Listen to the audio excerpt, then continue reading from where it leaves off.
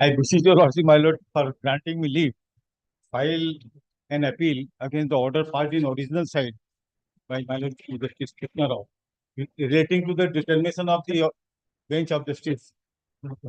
Yes, leave is granted. What is the What a leave date. With the, original side? yes, you have given a server copy. Yes, leave is granted. But the first appeal ready for hearing. No hearing now. Nobody is given to mention. No.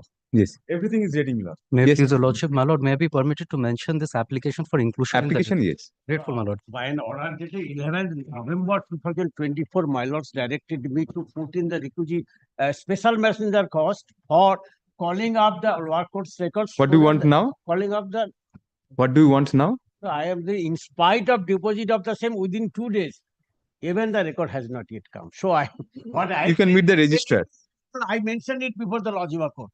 But the Logiva court said you mentioned before the court. We cannot do anything. But I have. When have you deposited that cost? On the When? 30th November. Order passed 11 now. You approach the registrar. Right now, we cannot do anything. Yes. No matter what I am on, if your lordship direct to call for again, otherwise. No. Another direction won't help you. Yes. My lords, can leave my lord to mention item number 28 appearing in your lordship's list up on notice to the other side. Yes. Lordship's illegal. This is a continuing parted matter. My lord. Yes. But just one humble request was. Yes. In case, my lord, the matter is not taken up today, my lord, would it be my lord's pleasure to take it up on Monday instead of tomorrow? Because usually lordships take up parted matters tomorrow, my lord. Tomorrow, but Mr. Jain, please keep somebody. If you can't reach it today, keep somebody, will grant time. Just inform, you have informed the other side. Yes, Just, I am appearing on the other you are aware. So, if it is called on, if you, we can't reach it, then tomorrow just have it. What? Hearing. First appeal admission is not required. First appeal, no admission is required. Order 41. Yes. May I be permitted to mention a matter? It's a CAN application. Yes, application. Lordship, mention for application for inclusion. Yes. Yes, Mr. Ghosh. Can in respect of a appeal pending for a long time, my learned junior- Can. Application. application. Did not even mention, hand it over. No, but there's some urgency. Why I'll tell you, lordship. Mr. Ghosh, whenever the files come, we have directed them to put it on the list. If The- the file is here, it will be on the list. I believe the file is here. My learned junior has mentioned it. Then it will appear The tomorrow. problem, yes, but the problem is section 14 order has been passed. We have challenged the non-extension of interim order by the learned trial judge, where we were enjoying the injunction. Now, because that has not come up, now they have passed another fresh order in Mr. the Ghosh, section hand 14. over the slip. If the file is here, it will appear tomorrow. Oh, yes. Quick. One matter, there was a CAN application for restoration of water supply. That is what the respondent's application. I am for the appellant. That has been disposed of. What has happened? After the disposal, there has been a direction for a commissioner's report. The commissioner's report is yet to come. It's a long time, and the appeal is pending. As well as there is no application as such, but the commissioner's report is still pending. You cannot do anything right now unless we take up the appeal for hearing or something happens. Call on the list. With the leave of Honorable Justice Udaykumar, I'd like to mention a matter to drop and complete an order passed on 28th February. While you By me singly? Yeah. In the original side? Yes, sir. Original side? Oh, yes. Hand over the slip. Leave is granted. I'll leave it.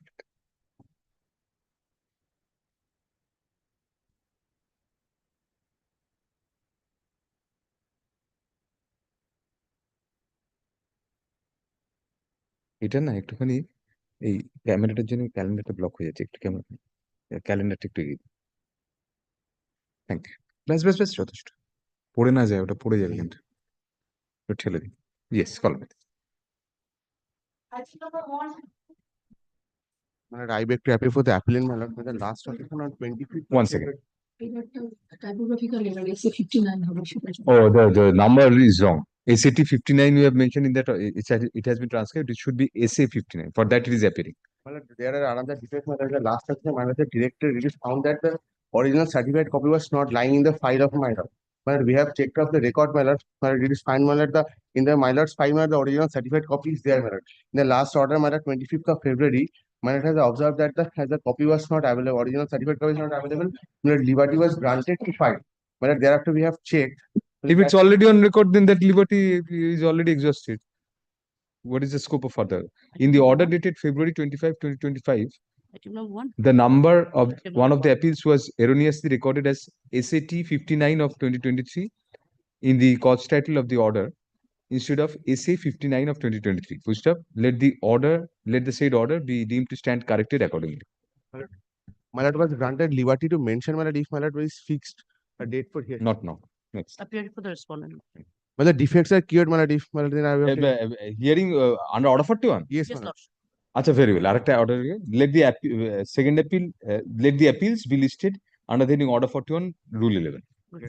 Flip. এটা order 41 দিয়ে দেবেন আগেরটা। Sorry.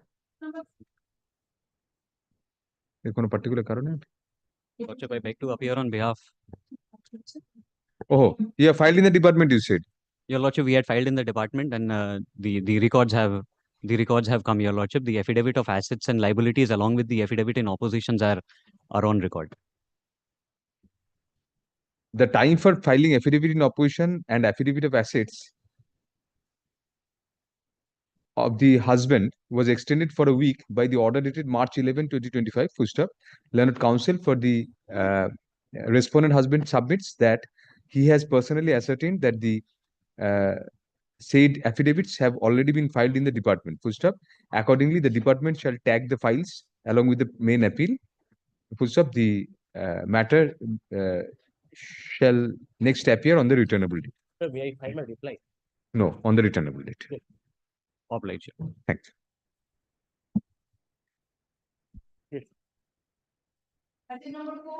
Yes, madam. For the appellant, in the last order, it was told that after arriving LCR, whether preparation of paper book should be dispensed with or not shall be dealt with by the bench dealing with the matter. Paragraph 6. The paper is necessary, my lord. Paragraph 6 of the last order dated 3rd May 24. Acha. Should it be dispensed with according to you? LCR received and we have been served the notice. No, paper book should be dispensed with. No, paper should be prepared. You are the appellant. I am the appellant. This is a divorce matter. We will direct you to prepare the paper books. How soon can you do that? Tell Yes, us. my lord. That How is soon can you do that? Tell us. my lord, 3 weeks. Can you do that within 3 weeks? Yes, my lord. Very well. Learned counsel for the appellant points out that by an order dated May 3, 2024, a coordinate bench had left it to the discretion of the bench dealing with the matter as to whether paper books should be prepared or dispensed with. Full stop. Learned counsel for the appellant submits that the appellant is prepared to file the necessary number of paper books. Full stop. Accordingly, on the prayer of the appellant, comma, the appellant is directed to prepare and file the requisite number of paper books within 3 weeks from date. Full stop. Sorry, liberty to the parties to mention the matter for enlistment for hearing of the appeal as and when the appeal is ready for hearing. My lord, grateful. You're for the other side. See, give me a number. I could not tab. I sent letter to his client. Phone numbers can be exchanged outside also. It appears to be very romantic. You appear yes. Yes. Yes, Mr. Banerjee. Applicant which have Review. Huh? appellant, my lord, have seeking 2 weeks. 2 weeks? Why 2 weeks? No contact with the client. Yes, my lord. On the prayer of the review applicant, the matter is adjourned for 2 weeks and shall next be listed in the monthly list of April 2025. Thank you. 16 সালের review বেঁচে আছে কিনা দেখুন appellant.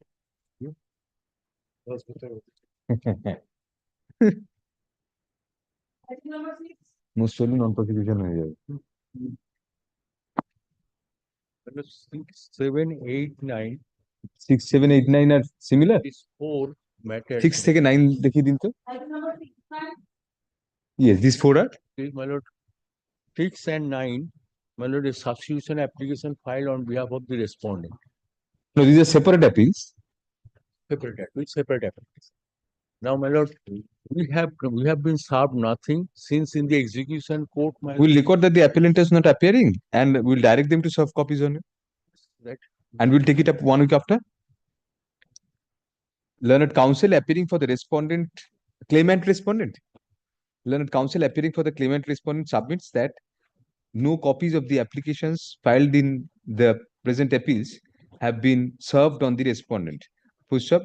None appears at the time of call for the appellant. Full stop. The appellant is directed to serve copies of all the connected applications on the learned advocate on record for the claimant respondent by the end of this week. Full stop. The matters shall be listed next under the same heading on March 19, 2025. Mr. Mukherjee, please ask your junior to just communicate this order to the so that they can comply. Otherwise, state uncared for. The difficulty is whenever notice is being given, oh, I am not in the matter. This is I always Yes, because it's the state, you can do whatever.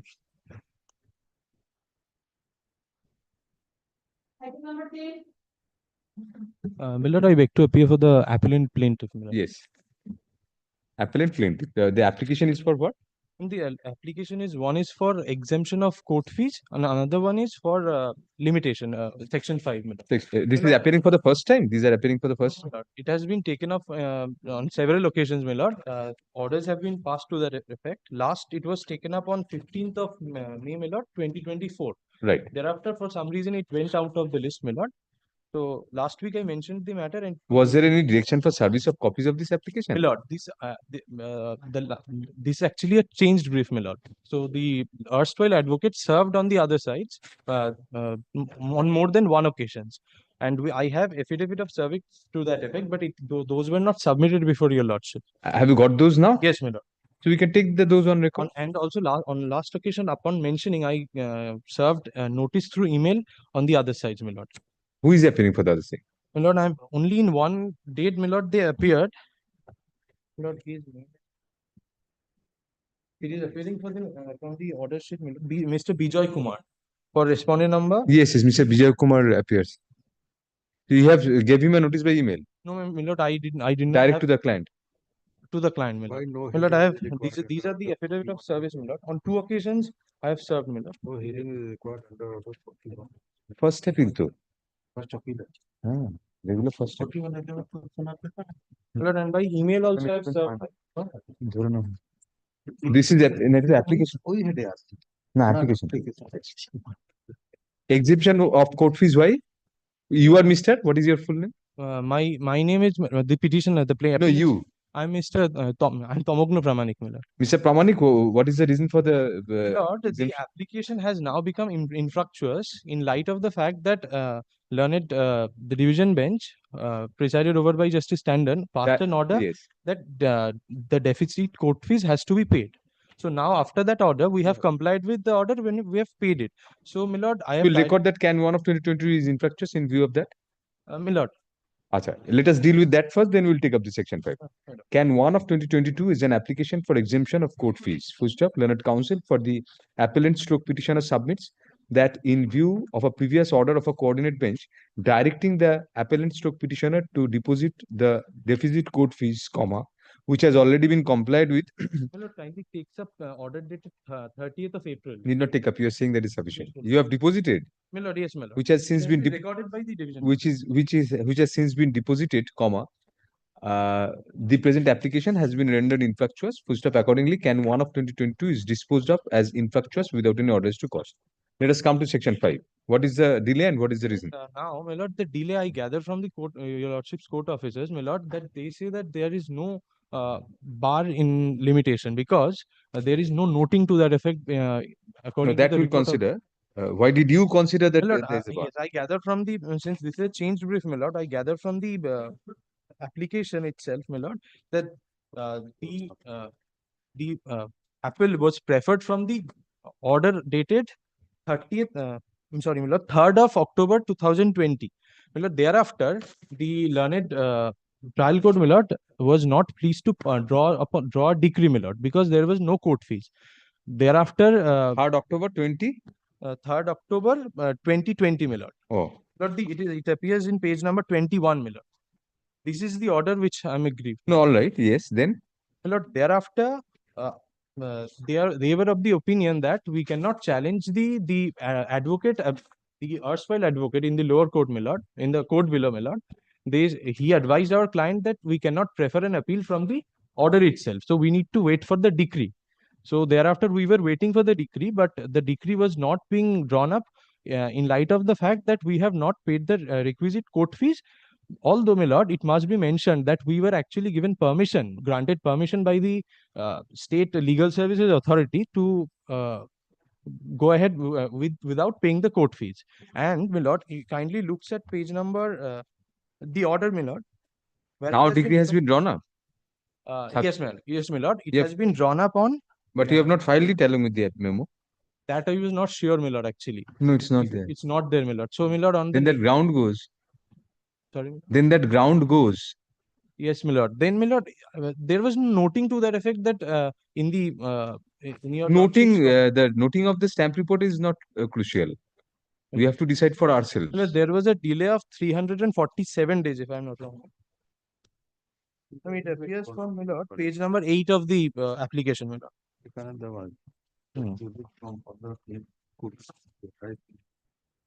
Sorry, whatever.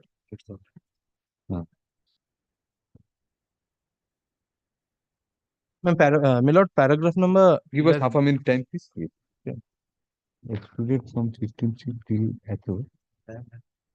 Oh, the COVID period.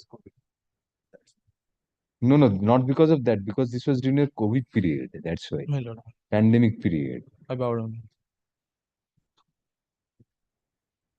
কবে file করেছে দেখে নিন। My lord, in that light, may it be withdrawn?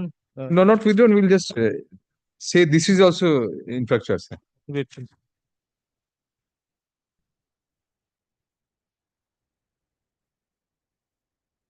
Can 2 of 2022 is an application for condonation of delay in preferring the appeal, full stop. However, comma, as per the office report, comma, since the substantial period of the delay was covered by the successive orders passed by the Honorable Supreme Court, extending the limitation period for preferring appeals, etc., comma, we find that there is no delay in preferring the appeal. So accordingly, can 2 of 2022 is disposed of as infructuous without any orders to court. Grateful. Any other application? No, my lord, only these two. The appeal is against what judgment? The appeal is against the, my lord, the Ex parte judgment- dismissal of his suit. Not ex parte. It has been decreed ex parte against the, my lord, the defendants, my lord. They appeared in on one occasion, but after that they did not appear before the Suit court. B and the same is dismissed ex parte against the defendant. Your suit has been, you are the plaintiff. I'm the plaintiff, my lord. It is a money suit, my Not lord. decreed, dismissed ex parte. Yes, my lord, it has been dismissed. I am challenging that order of dismissal. Yes, that is what we are asking. If it has been dismissed, there is no scope of interim order. So we'll immediately pass the necessary directions for putting in requisites for service of notice so that the appeal is ready for hearing. Grateful, man. The appellant shall put in requisites for service of notice on the respondents within a week from date. You have contact with your client. Yes, my lord. Within a week from date, full stop. Next para, the trial court records shall be brought by special messenger at the cost of the appellant, which shall also be deposited within a week. Full stop. Next para,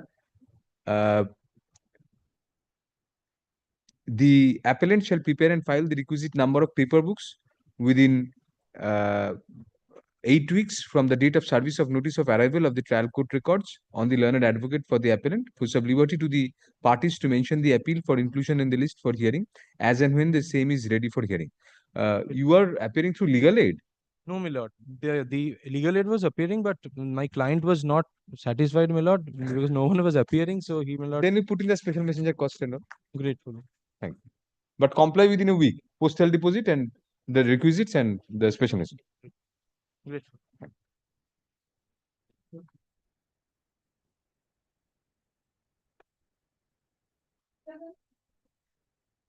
I am for the appellant. Yes, Mr. You're for the other side. But Yes. earlier direction, my lord, I served the copy upon all the respondents. But my What is the application for? my lord, application for appropriate order because Meaning? my lord, the suit for defamation has been dismissed on maintainability point, holding that it should be maintainable before the commercial court. My lord, this What was the compensation claimed by you? Defamation is not commercial. that is the point, my lord. I have annexed all the documents, my lord, with the application, my lord. If your lordship So can. that is the impugned judgment. Let us see the impugned judgment first. Commercial defamation of a commercial. It's, Today, actually, I am handicapped. My file is file is with us. That is sufficient in this sort of an order. at least before your lordship. I Not before us, but any court. I mean, some memory, my lord, I am submitting before your lordship.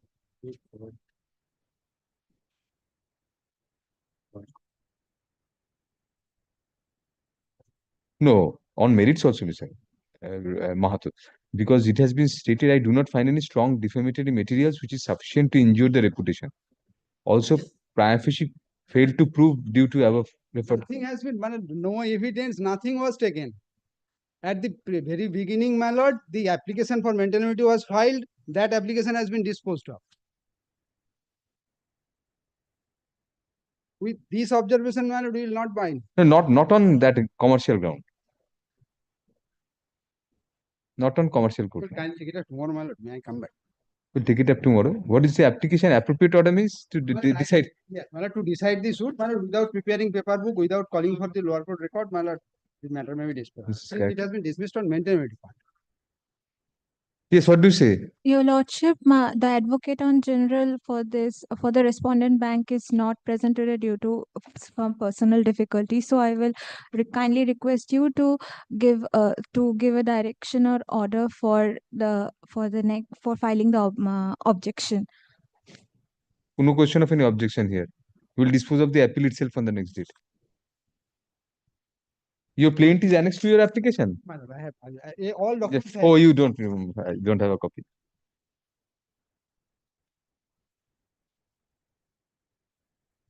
Plaint and written statement were filed. No evidence was laid. Maintainability application. Communications, my lord, which are filed before filing of the suit, all those letters I have annexed. No, a maintainability application was filed, must have been. We will find, yes, that application. No, application under order 1 rule 10, what is that? 151, release the record, send it to commercial court. That is the, my lord, application filed by the other side. But it was sent on some other. But can you take it back tomorrow, my lord, or next week, any day? No, we'll fix it for hearing next week. The present, an adjournment is sought on behalf of the respondents. Full stop, next para. We find from the nature of the appeal that the ambit of adjudication in the same is limited. Full stop. The impugned judgment dismissing the suit on the ground of maintainability was passed on the basis of an application filed by the defendants stroke respondents on the premise that the suit should be relegated to the commercial court. Full stop. Prima facie, comma, since the suit is one for defamation, comma, we do not find any justification in such application. Full stop. Furthermore, comma, we find prima facie that the learned trial judge, comma, while deciding such application and even before permitting the parties to adduce evidence, comma, dismiss the suit as not maintainable on the ground that there were not sufficient materials to hold that any defamation had occurred. Full stop. The document, the pleadings annexed to the application filed in connection with the appeal, present appeal, are sufficient to decide the appeal on merits without preparation of formal paper books. Full stop. Accordingly, we dispense with the necessity of preparing paper books or calling for the records. Full stop. Since the respondents are represented through their learned advocate, comma, the notice of service of appeal on the respondents is also dispensed with. Full stop. The application shall be listed next on March. When should you keep it? Next week. It shall be listed. Now, the appeal itself, along with the application, shall be listed under the heading hearing on March 19, 2025. Full stop. It is understood that the appeal, along with the application, shall be heard together on the basis of the materials already on record. Please inform whoever is the advocate that will take up the appeal along with the application on 19th. It will appear in the list on 19th whenever you can take it. Thank you.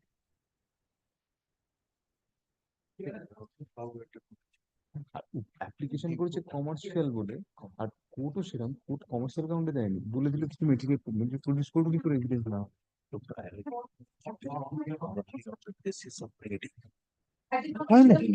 কোনো evidence করতেই দেয়নি তো evidence হলে তবে তো বলবে যে sufficient material নেই Yes. My application for stay of execution filed in connection with the appeal, my lord.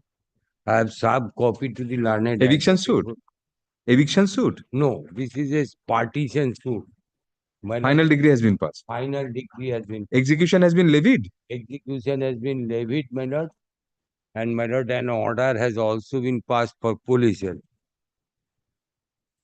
My lord, in this matter, my lord, I have been. There is a condonation application. That application has Allowed. been allowed, my lord, subject to payment of cost. That cost we have paid, Very. my lord. Now, what about service of copy of this application? My lord, to the learned advocate, my lord, who is that? Yes, You have given a notice. notice. My lord, copy has also been served upon the learned advocate also. Despite service of notice on the learned advocate appearing for the respondent, comma, which is evident from the receipt filed in court today by learned counsel for the appellant and kept on record, comma, none appears for the respondent at the time of call. Full stop. Next para. The present appeal has been preferred against a final decree of partition. Full stop. Thank you. Since execution has been levied and police help has been application is pending. Application, my lord, there has been a direction to the police to submit report as to what amount. And a police help application has been filed in connection therewith, comma, we find extreme urgency involved, full stop. Moreover, comma, since the first appeal involves both questions of fact and law, comma, we are of the opinion that a sufficient prima facie case for grant of stay has been made out, full stop. Accordingly, we take up Can 2 of 2025 for hearing, full stop. In the circumstances as indicated above, comma, Can 2 of 2025 is allowed, comma, thereby granting stay of all further proceedings in title execution case number 14 of 2021. What is miss case? Miss case, my lord, order 21, rule 97 and 2. Along with miscellaneous case number 47 of 2023, pending before the learned civil judge, senior division, second court at Howrah, till disposal of the appeal. Full stop. It is made clear that in the event any order for implementation of the decree has been passed in connection with the execution case, comma, the same shall also remain stayed till disposal of the present appeal. Full stop. Next para. There will be no orders to cost. Full stop. Next para. The appellant shall, in view of appearance of the respondent through their learned advocate, comma, service of notice of appeal on the respondent is dispensed with, full stop.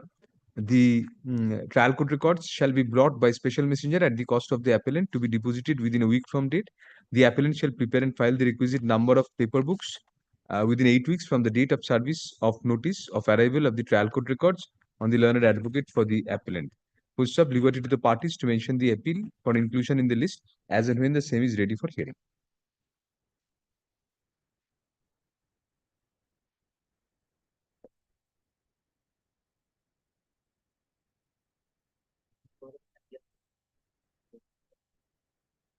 Appear করেছে অ্যাপিলে appear করেছে appearance মানে appearance কোর্টে নয় অ্যাপিলে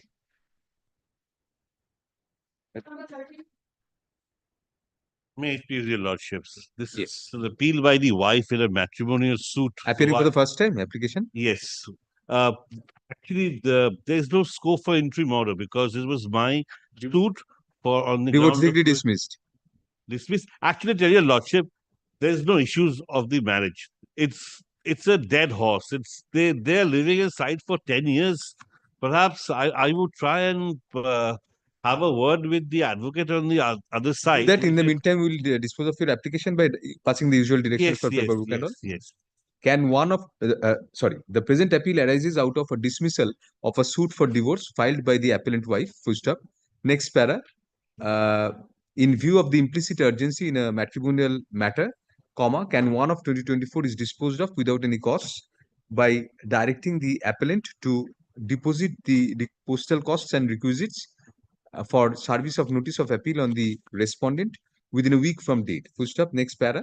The trial court records shall be brought by special messenger at the cost of the appellant, comma, also to be deposited within a week. Full stop. The appellant shall prepare and file the requisite number of paper books within 8 weeks from the date of service of notice of arrival of the trial court records on the learned advocate for the appellant. Full stop.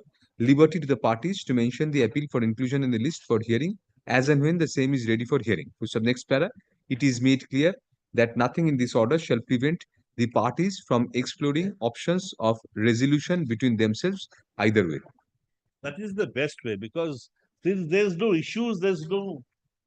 And it's high time irretrievable breakdown should be brought into. Exactly, that One is- judgment is there, Justice Dhulia, find Yes, that out. yes. And also I find there's one thing from the order. I don't think they went through the mediation process. I think, because I've taken that round in the appeal as well. So let us see what happens if they. Great, very much.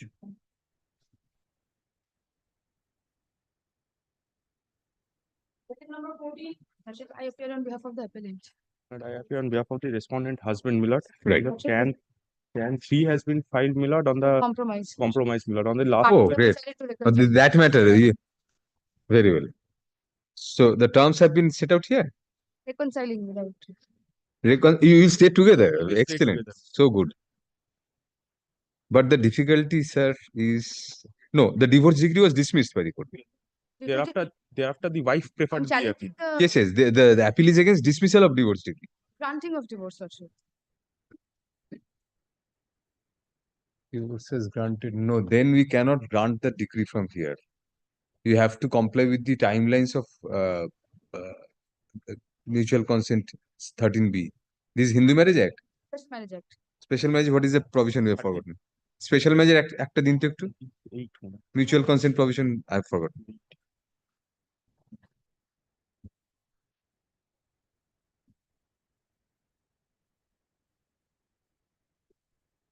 But divorce grant করেছে তো? Divorce grant করেছে তাহলে আমাদের সেটা set করতে হবে তো। আচ্ছা দাঁড়ান ওটা দরকার নেই এক second. Divorce grant 28 by mutual. No, তাহলে ওরা একসঙ্গে থাকতে চায়। No, sorry, we are wrong. If it's a grant of divorce, we have to find something in the. We can dismiss an appeal on compromise, but if we set aside a decree, then we have to give some reason. That decree. This is not a question of mutual consent. I was wrong because you want to stay together. So Decree will be not binding upon the parties. it will be judgment in rem. That is a difficulty. If it was in person, we could have understood. Peculiar position. What was the ground you took in the appeal? You have forgotten because of the compromise. Let us check up.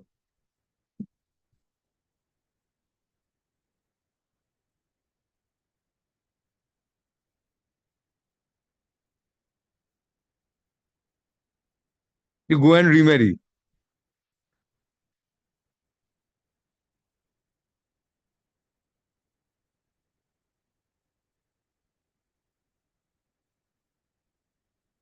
Set aside to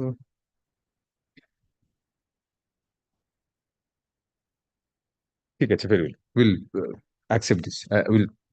We are doing it. বলে দেবো যে in view of subsequent facts, you should take note of. It was decreed on the ground of cruelty or desertion also. আমরা বলবো যে ওইগুলো ওই ground গুলো mitigate হয়ে গেছে. We take note of the subsequent development from this application and set aside the decree. Decree set aside করতে হবে, appeal allow করতে হবে, কিছু উপায় নেই. করে দিই action. The present appeal has been preferred by the both of you. Please take your seats. No need to stand. Continue. The present appeal has been preferred by the plaintiff wife in a suit for divorce. The defendant wife. The defendant wife in a suit for divorce, pushed up by the impugned judgment and degree, comma, the respondent husband obtained the divorce on the grounds of cruelty and desertion. Push up next para. Can 3 of 2025 has been filed by both the parties for recording the compromise between themselves, comma, since the parties now agree to stay together and to continue the marriage between themselves. Push up next para. From the averments made in the application, comma, it is evident that the cruelty, comma, if any, as well as the desertion of one spouse by the other, comma, which were the premise of the divorce decree, comma, has since been mitigated and condoned by the spouses between each other. Full stop. Next para. Hence, comma, on the basis of the statements made on oath by both the parties in Can 3 of 2025, comma, we take note of the subsequent event as indicated above and come to the conclusion that the grounds which were before the trial court have since been mitigated and condoned between the parties, comma, thus rendering the divorce decree toothless. Full stop. Next para. In such circumstances, comma, the only recourse open to the parties is to seek a setting aside of the divorce decree. Full stop. Accordingly, comma, Can 3 of 2025 is allowed on consent, comma, without any orders to cost, comma, full stop. We take up the appeal for hearing, full stop, on the grounds as indicated above, comma, FAT 146 of 2024 is allowed, comma, thereby setting aside the impugned judgment and decree of divorce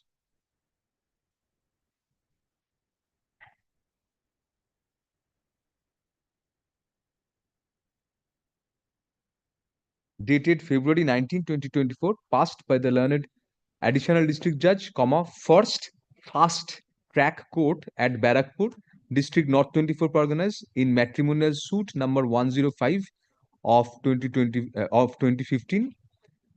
Full stop. It is made clear that the marriage between the parties subsists. Full stop. A decree be drawn up accordingly. A formal decree be drawn up accordingly. What other applications are pending? Any other? Can 1 and 2 are pending? Application for alimony and one for injunction. Can 1 of 2024 and Can 2 of 2024 are also disposed of in the light of the above observations without any orders to cost. Thank you and congratulations to your clients.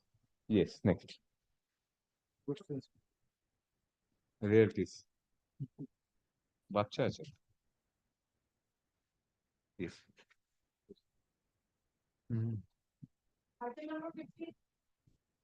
I'm for the respondent. Yes, Mr. Gupta, what is your case? This is challenging preliminary decree passed in a partition suit. There was delay which has been allowed earlier by order dated 15 July 24. Right. So Can 2 is the stay application.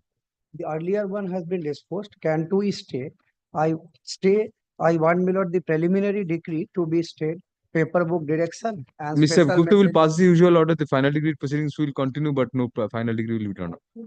That would not inure any benefit to my client. No, because not your client, but that is a standard order. will not be any benefit because I understand in the fact of the case what happened, my lord, that one party was left out and leaving us out one party, the other parties filed an affidavit as if to have a preliminary decree. On the basis of this affidavit, in absence of two of the co-sharers, the court has passed the preliminary decree. Therefore, the difficulty. You are one of those left out co-sharers. No, I am not the left out, but the other parties are left out. I do not. If the left out parties don't come before the court, No, they have come. They have made. they have not preferred any appeal. Approaching. They have not preferred any appeal. But the decree is bad because all the co-sharers. By not preferring an appeal, if they concede to that, then there is no scope of any interference. Let them say that whether they want to say or not. You don't have a grievance But on that. even if that cannot No, be then done, the final degree proceeding will continue. even if then also that cannot be done because in the meanwhile there has been, this is a property of Mitakshara family. Now, when the suit has been disposed of on the basis of an affidavit, leaving aside some of the co-sharers, even if they do not have a grievance, then also the decree cannot be sustained. You're right, in fact, because Because- their title remains in the No, property. Title obviously would remain, my lord. And Title therefore, if the will- title remains, if there is no partition, no portion is allocated to them, that title is taken away. You're right. The title. Yes, of what do you the say? Party will be taken. Don't repeat. away, Yes, you understood. Yes. Contest, my lord, you kindly see the order. No, two of the parties have been left out. He has been passed, my lord, on contest. Oh, My lord, kindly come to order, see. Order. Ordering. Ex party against defendant number 1 and ex party against other defendant. No, these other defendants, yes, on They contest. left out. Not on a No, on no, the my basis of lord, any that complaint. should have, there the should be and the same is hereby degree on contest against the defendant number 1, 2, 5 On contest. and expert. What are you saying, Mr. Gupta? On contest. Yes, on, if your lordship looks to the earlier part, the suit has been disposed of on the basis of filing of an affidavit by the parties. This affidavit is not an affidavit by all of the parties. The court has recorded that it has been passed on contest. Where is it recorded? Show us in the judgment. I have got copy of Show us from the judgment.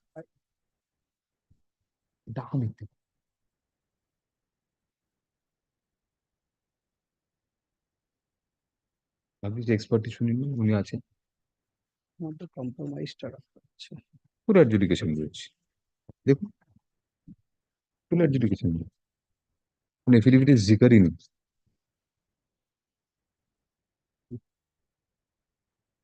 Cross examination হয়েছে এর হয়েছে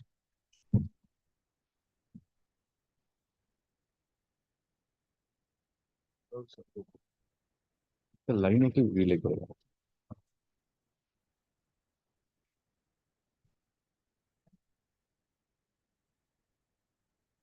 Take down. Learned counsel for the appellant submits that the present appeal has been preferred against the preliminary decree of partition. Full stop. It is contended that the operation of the preliminary decree should be stayed, comma, since the decree was granted on the basis of an affidavit filed by some of the parties by leaving out the shares of the other co-owners. Full stop. Accordingly, comma, it is submitted that the said decree is bad in law. Full stop. Next para. Learned counsel appearing for, you are for which of the respondents?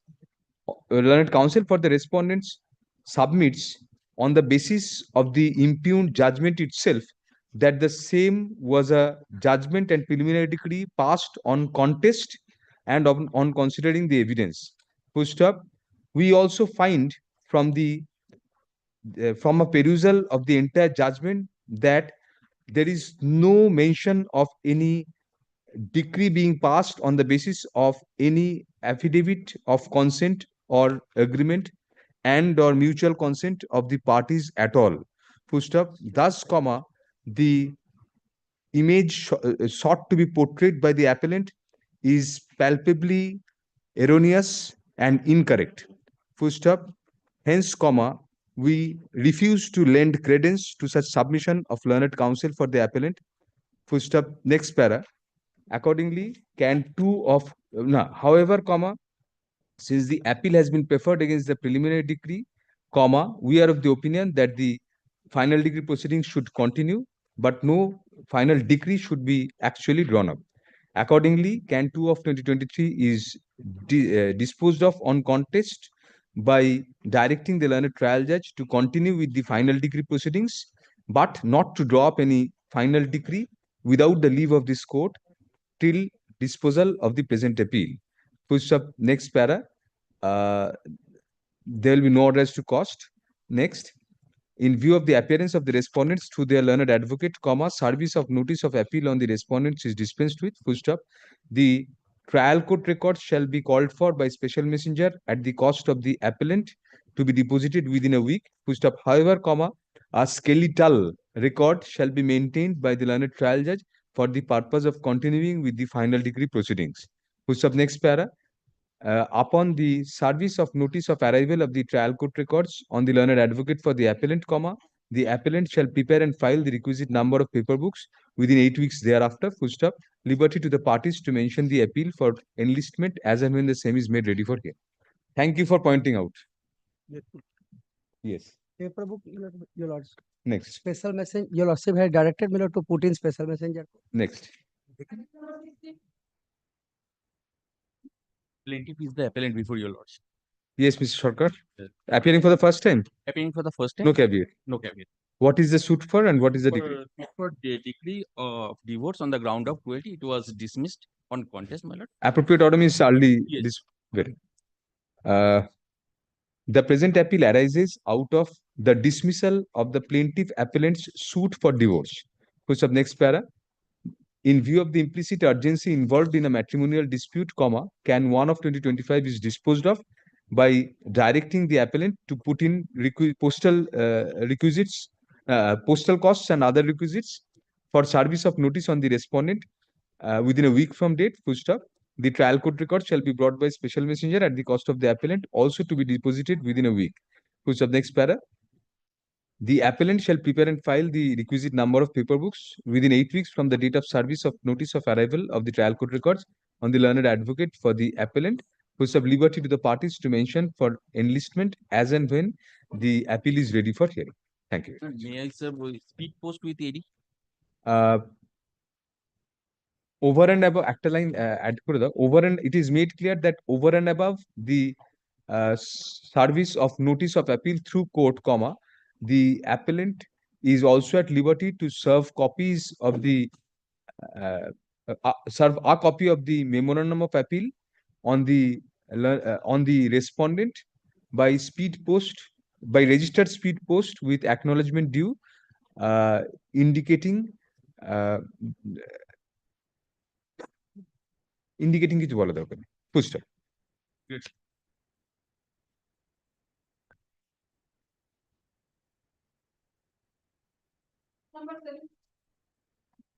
Yes, why is the appellant before your lordship, my lord? Suit for divorce under Hindu Marriage Act on the ground of cruelty and desertion. It was filed on desertion. It has been, my lord, decree has been granted against me. Against that, the appeal. My application is not for an order under section 15, my lord, that we have preferred the appeal within time. As a husband may be restrained from remarrying, my lord. My lord, the decree was not filed along with the appeal, my lord. We have filed it subsequently, my lord. On 14th February 2025. File it, and that we'll keep this on record. No, you don't have another copy. We'll seek a report. We'll seek a report from the office. In the meantime, there is no caveat. No caveat. So you are passing an ad interim order and sub copy and come back. And in the meantime, we'll ask the office to give a report. Learned counsel for the appellant submits that the present appeal has been preferred against a divorce decree passed against the husband, against the appellant on the ground of desertion. On the ground of desertion. Push up next para. Since, in the event the respondent husband remarries during pendency of the appeal, the appeal might be rendered infructuous and the appellant would suffer from irreparable injury, we are of the opinion that there should be an ad interim order of injunction restraining the husband from remarrying in the meantime. So accordingly, the respondent husband is restrained by an order of injunction from contracting any remarriage during pendency of the present application, if not already contracted. Pushed up next para. The petitioner shall serve a copy of the application on the respondent, indicating that the matter shall be the application shall be listed next on April 2, 2025, when an affidavit of service to that effect shall be filed. Push up next para. Since learned counsel for the appellant submits that the certified copy of the decree of the trial court has been filed in the department in the meantime, the office shall furnish a fresh report as to whether such decree has been filed, whether such certified copy has been filed, and consequentially the defect has been cured, in the meantime. You have to put in the Tolobana also. That is also another thing we have to do. The time for putting in Tolobana and postal costs is extended for a week from date. এটা অফিসে পাঠিয়ে দেবেন, office ডিফেক্টটা clear হয়েছে কিনা report দিয়ে আবার returnable ডেটের আগে পাঠিয়ে দেবেন।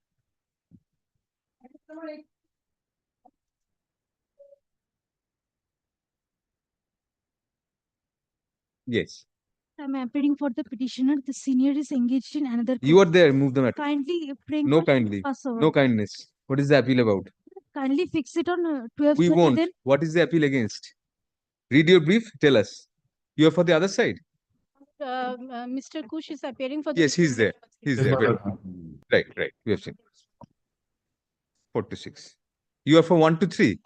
Yes, I'm for 3, my lords. Only for respondent number 3, my lords. What is the appeal about? This, It's an injunction appeal, my lord.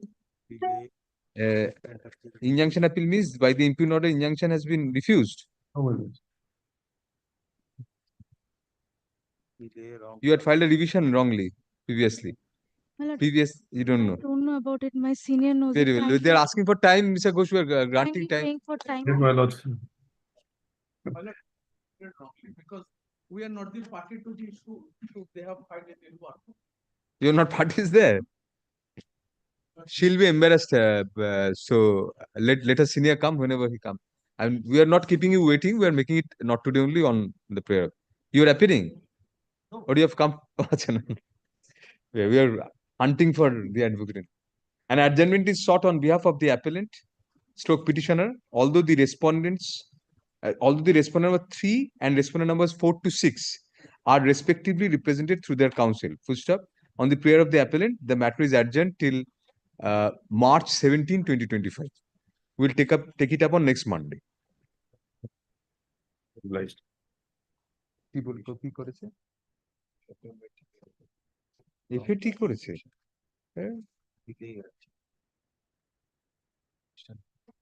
পরের দিন দিয়ে দেবো, ছেড়ে দিন। ও সিনিয়র আছে, 2 দিনে হবেও না। হ্যাঁ, ডিফেক্টিভ বলে এটা মার্ক করা নেই কেন? অনিন্দিতে ডিফেক্টিভ বলে মার্ক করা নেই কেন? ওই অনিন্দিত 18ই তো নেওয়া হচ্ছে, তো একটা দেন না ডিফেক্টিভ। অ্যাপ্লিকেশন অ্যাপিলটা যদি ডিফেক্টিভ থাকে, অ্যাপ্লিকেশন থাকলেও যা হেডিং এ থাক, অ্যাপিলের নিচে ব্র্যাকেটে ডিফেক্টিভ দিয়ে তারপরে এখানে দেবেন। কারণ ফার্স্ট অ্যাপিলে অ্যাডমিশন হিয়ারিং হয় না কোনো।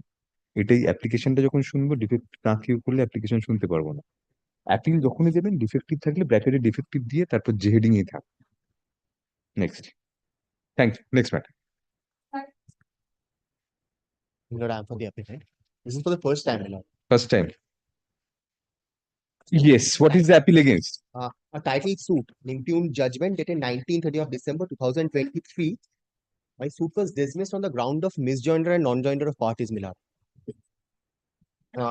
Misjoinder, it could not have been dismissed in any event. Yes, Milord. I have also referred to the judgment of the Honorable Supreme Court. Why have you? Oh, the classification has been corrected. Yes, Milord. Now it has been corrected. The injunction of what sort? Milord, because I am not residing in that particular premises. Transfer? No, Milord. To restrain them from making any kind of illegal, transfer? Yes, illegal transfer. Yes. The present appeal has been preferred against the dismissal of the plaintiff stroke appellant apostrophe suit for declaration and injunction on the ground of misjoinder and non-joinder. So we find from the memorandum that grounds have been taken in the appeal both on facts and law, which are required to be adjudicated on merits at the hearing of the appeal. Full stop. Hence, since the prima facie case has been made out and the balance of convenience and inconvenience as well as irreparable injury ingredients are in favor of grant of injunction, the respondent is restrained by an order of injunction from selling, transferring, alienating and or encumbering the suit property in any manner till disposal of the application. Full stop. The petitioners shall serve a copy of the application on the respondent, indicating that the application shall be listed in the monthly list of April 2025, when an affidavit of service to that effect shall be filed by the applicant. I am obliged, Milord.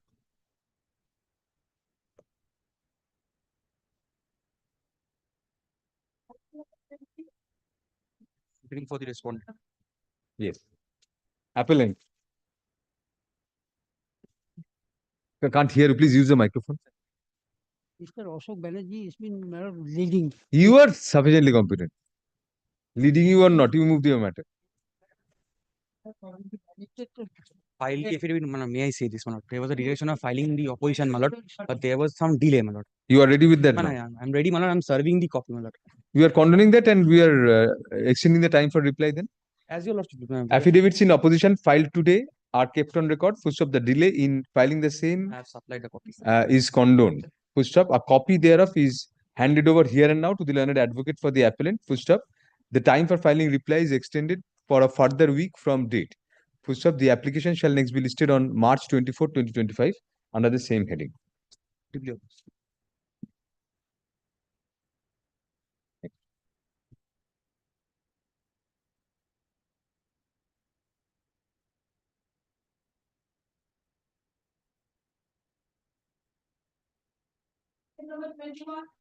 My lord, in this matter, I am Yes, for the Mr. Poddar. petitioner appellant, my lord. Right. My lord, Mr. Sonu Ghodse is appearing for the caveator, right?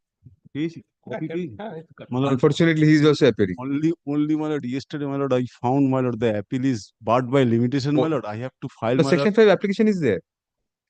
Application is there. Mr. Poddar, you have become too busy now. No. Yes, absolutely. And we are happy with that. We don't have any jealousy on that. Come prepared, we'll take it up on one. On the prayer of the appellant, the matter is adjourned till March 17, 2025, full stop. In the meantime, copies of the pending applications shall be served by the appellant on the learned advocate for the respondent. Even he doesn't know there is an application, how can he serve a copy? But now we have directed, please serve copies of the application. Do you have the brief? You don't have the brief. Don't, Mr. Poddar, you are sufficiently experienced. You should keep some other brief before you to give an impression that the brief is with you. But give copies to them. Monday. Yes, Mr. Ghoshal, what is the matter? Mr. Yes, he is there. Section 5, my lord. This section 5 dismissed by the district judge, my lord. But on to my lord's order, my lord, let that be a court's order, and every point be left open. Order passed, my lord. I mean, it would be so nice if every advocate for the respondent was like this. Because you understand, unnecessarily appeal will be kept pending for Panal Joyswal should be revisited. I mean, unnecessarily Section 5 appealable, and this happens every time. What was the ground for you showed for the delay? You have to give some reasons. My lord, the period is covered under the judgment of Supreme Court, my lord. Entire period, the judgment passed on, my lord, 16 September 2021. It is within the period of Supreme Court. And my lord, appeal dismissed, my lord, on, my lord, the appeal filed on 22nd of February 2022. It is also under the judgment of Supreme Court. I am annexing the judgment, my lord. On consent of the parties, comma. No, consent of the parties, the appeal is being taken. No question of record. So, we are sufficiently aware of that at least. On consent of the parties, comma, the appeal is taken up for hearing along with the applications. Full stop.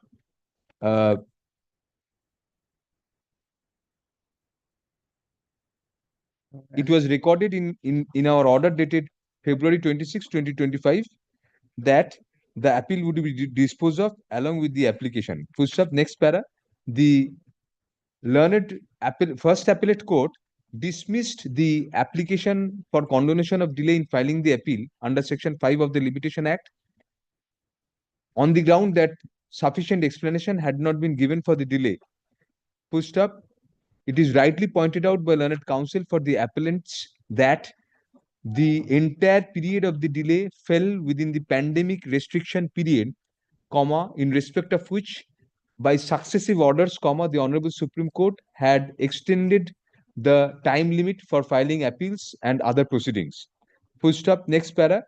Hence, comma, the appeal is formally admitted on the substantial question of law as follows, colon diye, whether the learned first appellate court substantially erred in law in dismissing the condonation of delay application of the appellants on the ground of lack of sufficiency of explanation, comma, contrary to the successive extensions granted by orders of Supreme Court during the entire relevant period due to the pandemic restrictions. Next para. Since the appeal itself is taken up for hearing, comma, we intend to allow the appeal on the above ground upon hearing learned counsel for both sides. Full stop. Next para. Accordingly, SA 99 of 2023 is allowed, comma, thereby setting aside the judgment and decree passed by the first appellate court dated February 25, 2025, passed in title appeal number 4 of 2022. 6/6/2023, Oh, sorry. Judgment and decree of the first appellate court dated June 6, Where is that first appellate court's or judgment? But order sheet, my lord, That order sheet is there. Order number title 10, app- ma'am. title appeal number, my lord, Yes, that- for order sheet is there, my lord, one page. Acha, yes, you're right. Next page, ma'am. You're right. Dated June 6, thank you. June 6, 2023, passed in title appeal number 4 of 2022 by the learned district judge at Malda,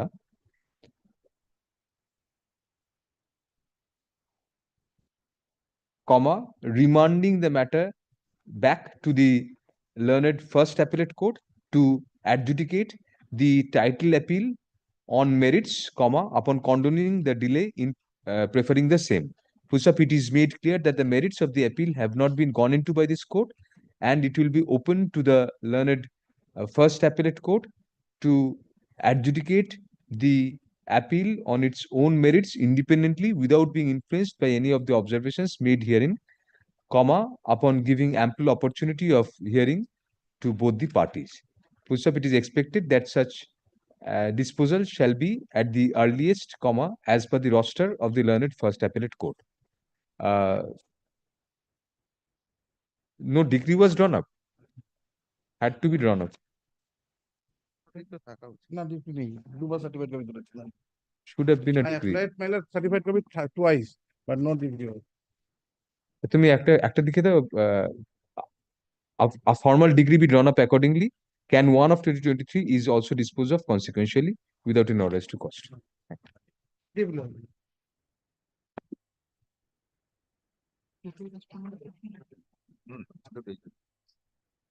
Development.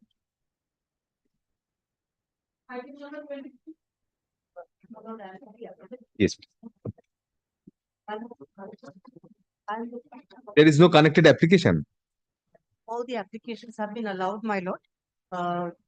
Very good. The appeal, it's against a judgment of reversal or affirmation? Reversal. What is the appeal about? Sorry. What is the appeal about? Please come a bit closer to the microphone, ma'am. My lord, in the year 2018, February 7th February 2018, Yes. the learned additional district judge Rampurhat Birbhum was pleased to dismiss my appeal on the grounds of me not being able to provide sufficient evidence, documentary or otherwise, that I was dispossessed. It emanates from a suit for khas possession, my lord. That was my suit. Your suit was decreed by the trial court. No, my lord. I lost there too.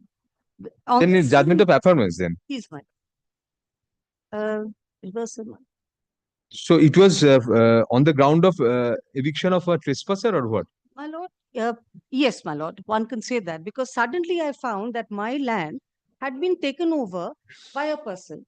And when I went and asked him to move, he said, yes, I will leave. As it happens sometimes, my lord. Then ultimately I filed my suit for khas possession. My lord, the registered deeds showing that I had purchased it, that has not been challenged. In fact, the defendant admits that he is not owner of the suit property, of the suit plot, my lord. An advocate, learned advocate commissioner's report pinpointing my plot and pinpointing the other plots owned by the defendant. Yes. Even that, my lord, although marked exhibit. এই memo of অ্যাপিলটা খুঁজে দিন, পাচ্ছি না memo of অ্যাপিলটা। Sorry, give us half a minute.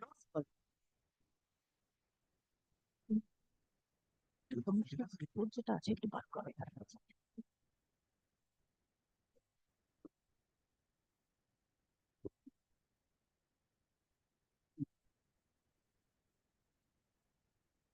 দুটো copies নেই না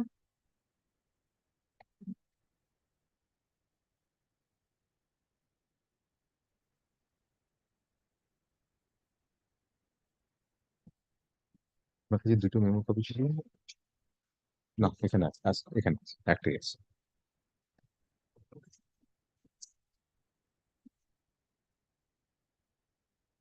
Please continue. So the local inspection report shows that your property, that your sale deed corroborates with the property. Please, my lord, the property is identified. Why was it dismissed by the trial court? What was the ground given? My lord, that I was not able to produce people, witnesses showing forcible disposition. What are you saying? Therefore, in that man, yes, my lord. Unfortunately, that was it. If my lord will be pleased to go to the judgments, my lord.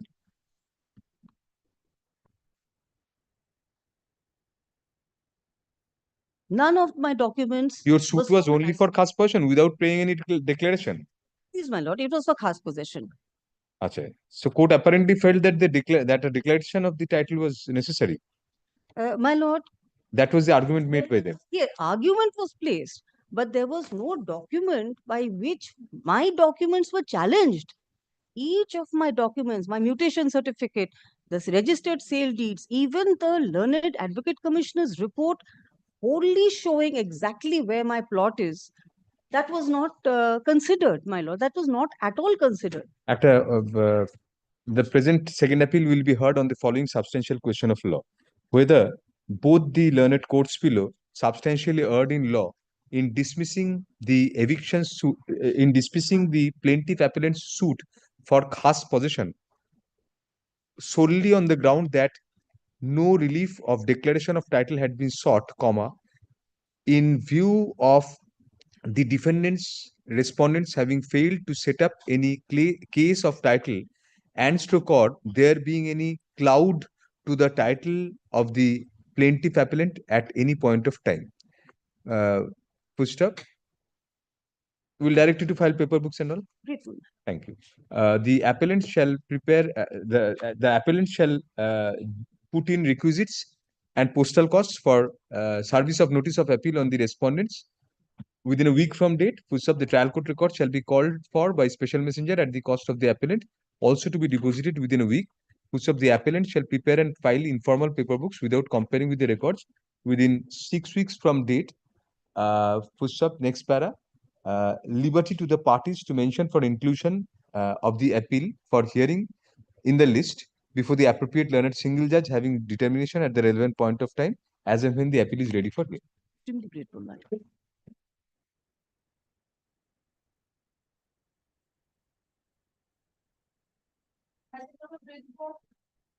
Lord, this is an absurd order, my lord. I say why. We are finding many absurd orders. I say why. My lord, I was enjoying an interim order of injunction. When suddenly one fine morning that injunction goes when the application is on board for extension. I'll just indicate, my lord, how. So this misappeal is against that. What is the impugned order? Well, I'll just indicate, my lord. Kindly, the last. Why affidavit of service? If no, the appeal has not been admitted as it. There was direction. Appeal was admitted. Why is it appearing? This is not appearing under the order 41?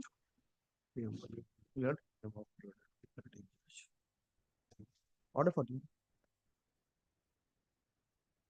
When was it admitted? There should be orders, my lord, to serve. There was a. Should be, but there aren't. I have one, my lord. At least Date, one I date, have. date. So date is 17/9/2024.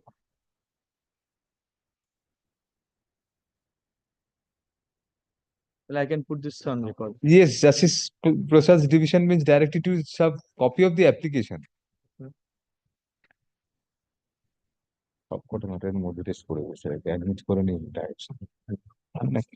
Continue, my lord. They have received also. We find, let us record a preliminary order first. We find from the previous orders of a coordinate bench that copies of the application filed in connection with the appeal were directed to be served on the respondents. Full stop. The tenor of such orders indicates that there was deemed admission of the appeal. Full stop. Also, since questions of both fact and law are involved, we formally admit the appeal. Full stop. Since copies of the application has already been served on the respondents, all have been. One. I'll say why, my lord. My lord, power of attorney holder. My lord, the building is no more. It's half of the building is no more there. The respondents are not staying.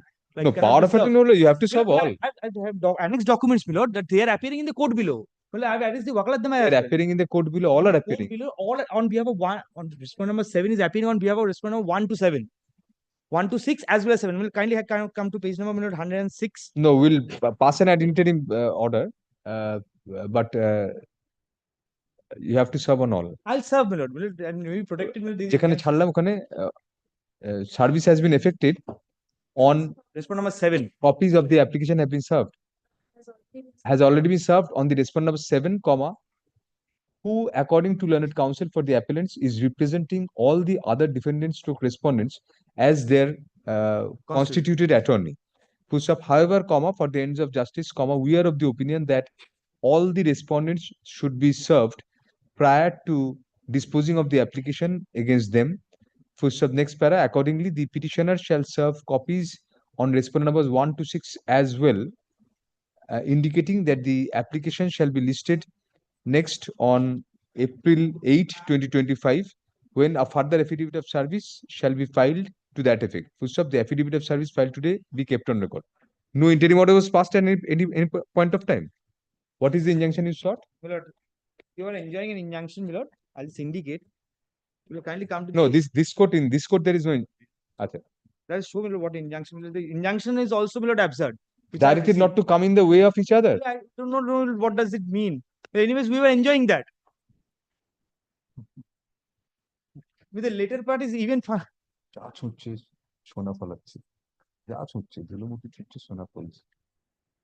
don't come in the way of each other.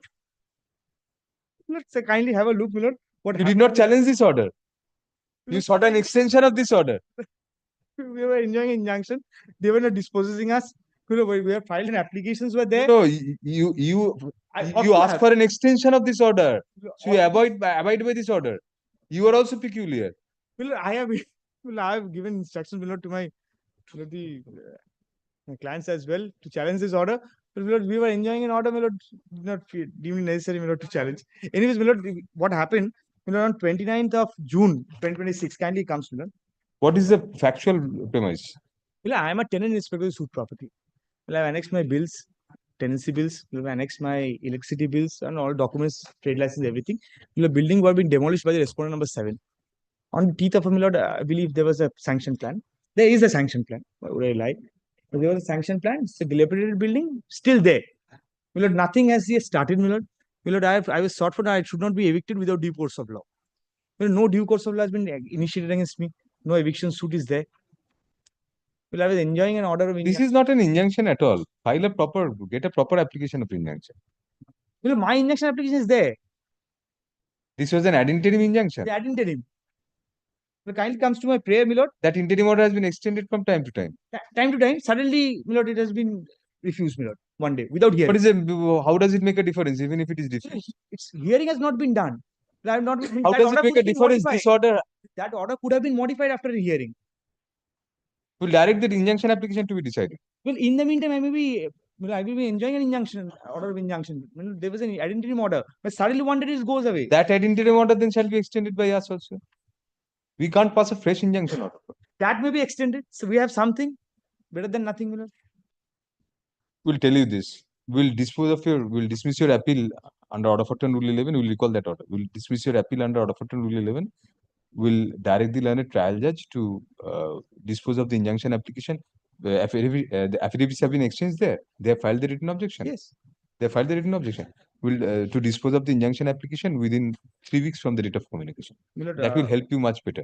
Otherwise, don't come in the way of each other. The court, I don't want to say this, my lord, the situation. You can modify it by saying that you cannot cross paths. Anything, one order, anything may be there. One order, my lord, if I go with this without an injunction order, my lord, that will be a difficulty in the court.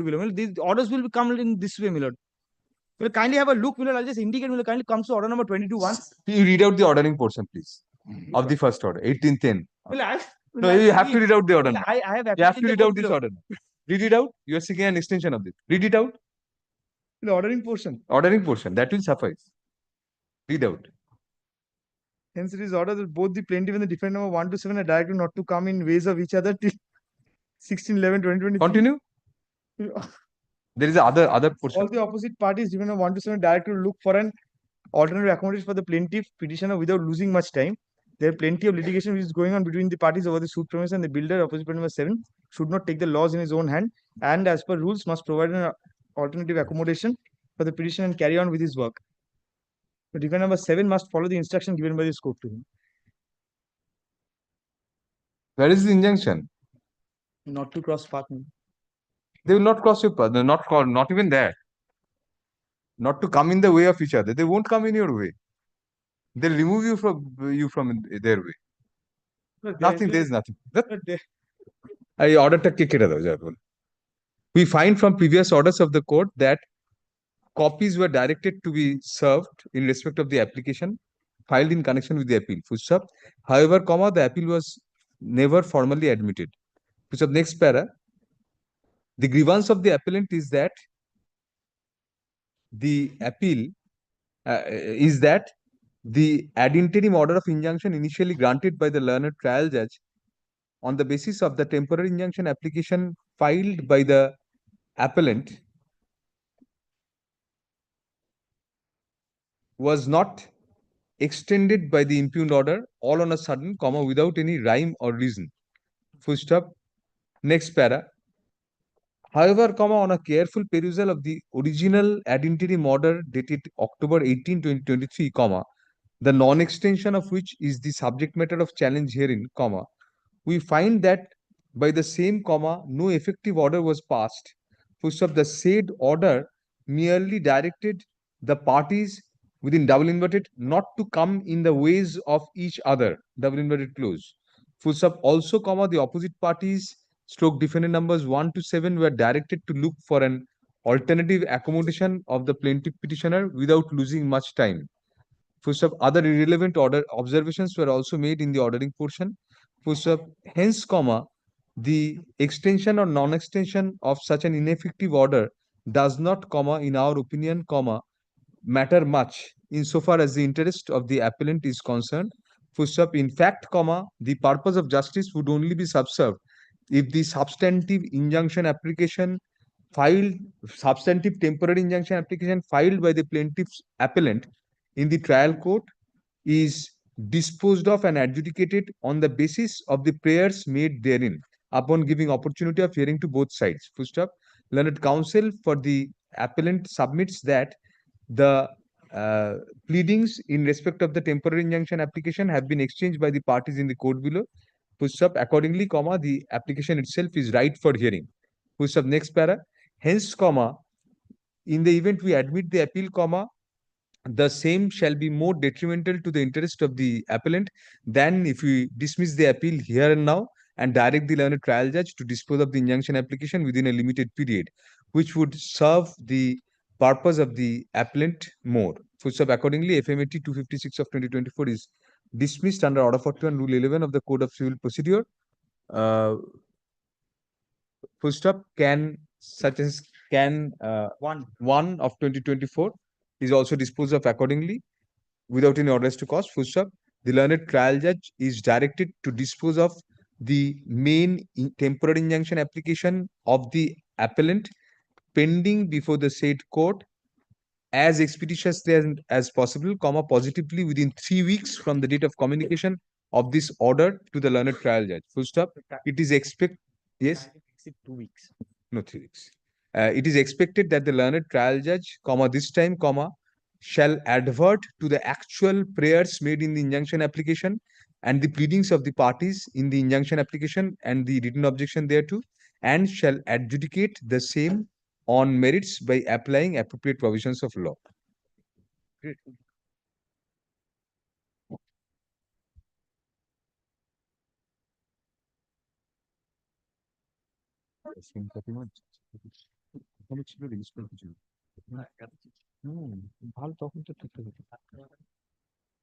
Mr. Mukherjee, you're for the appellant?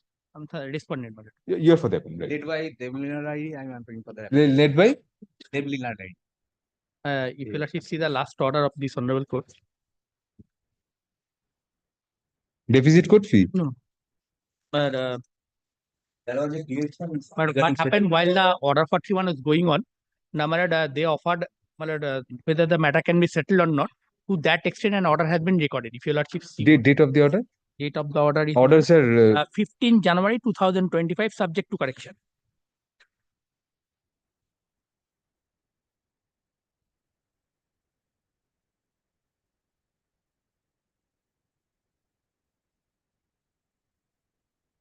Yes, yes. This is a challenge against what? An injunction refusal.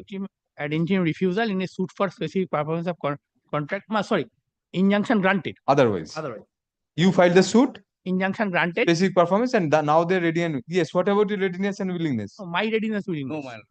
Yeah. Counsel for the appellants, they are the appellants. They have stated here that they are ready and willing to sell the There was property. a direction to the Willing respondent. to, I will pay, my lord. Disclose. That is mode what of we are payment, saying. Now you are agreeable to this.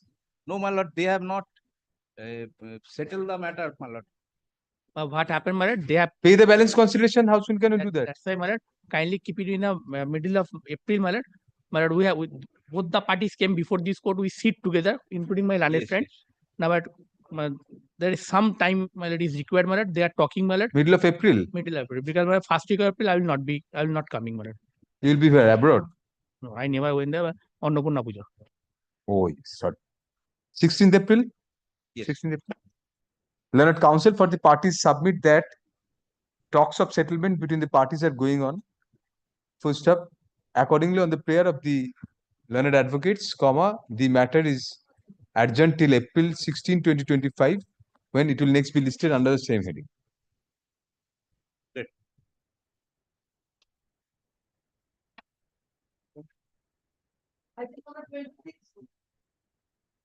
Yes. You have chosen the name of your junior. The first name? Your namesake. Yes. Defect has been cured. There's a defect we find defective. We don't know what it is. Revised report is there. In time inform certificates.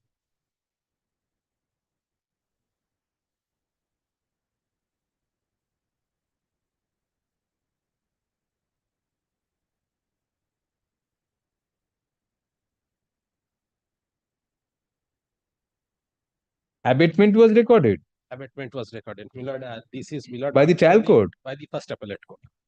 Whether that is appealable or not. Abatement recording is as a whole.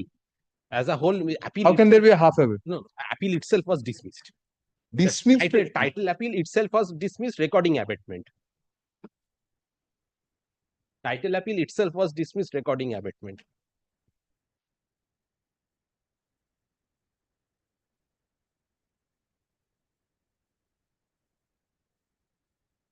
What is the date of the, you have again annexed the entire judgment. No, both. Yes, the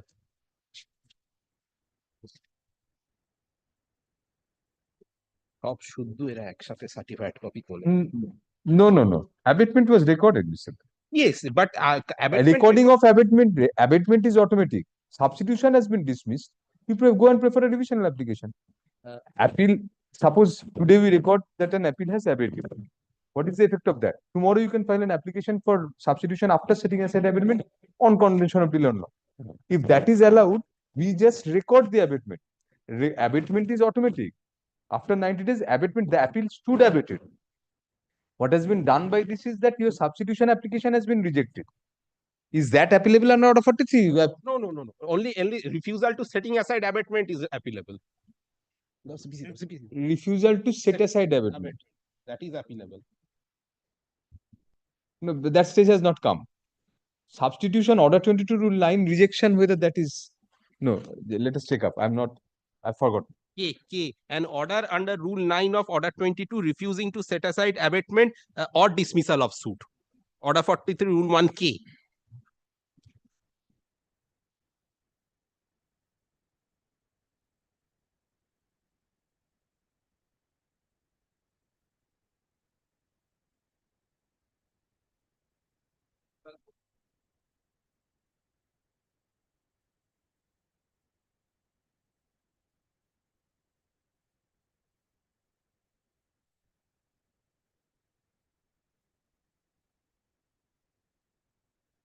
You filed the substitution application within time.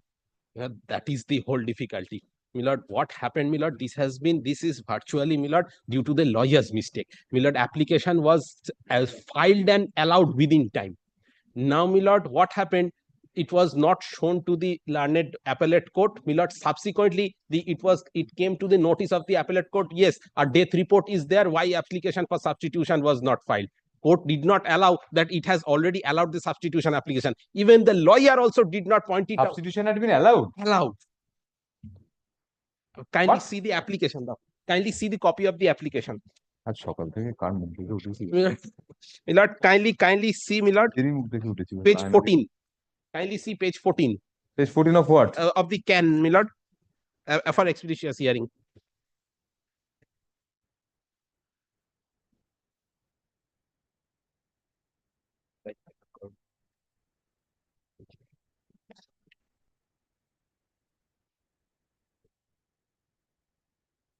Yes. Kindly see, Milord, the second paragraph.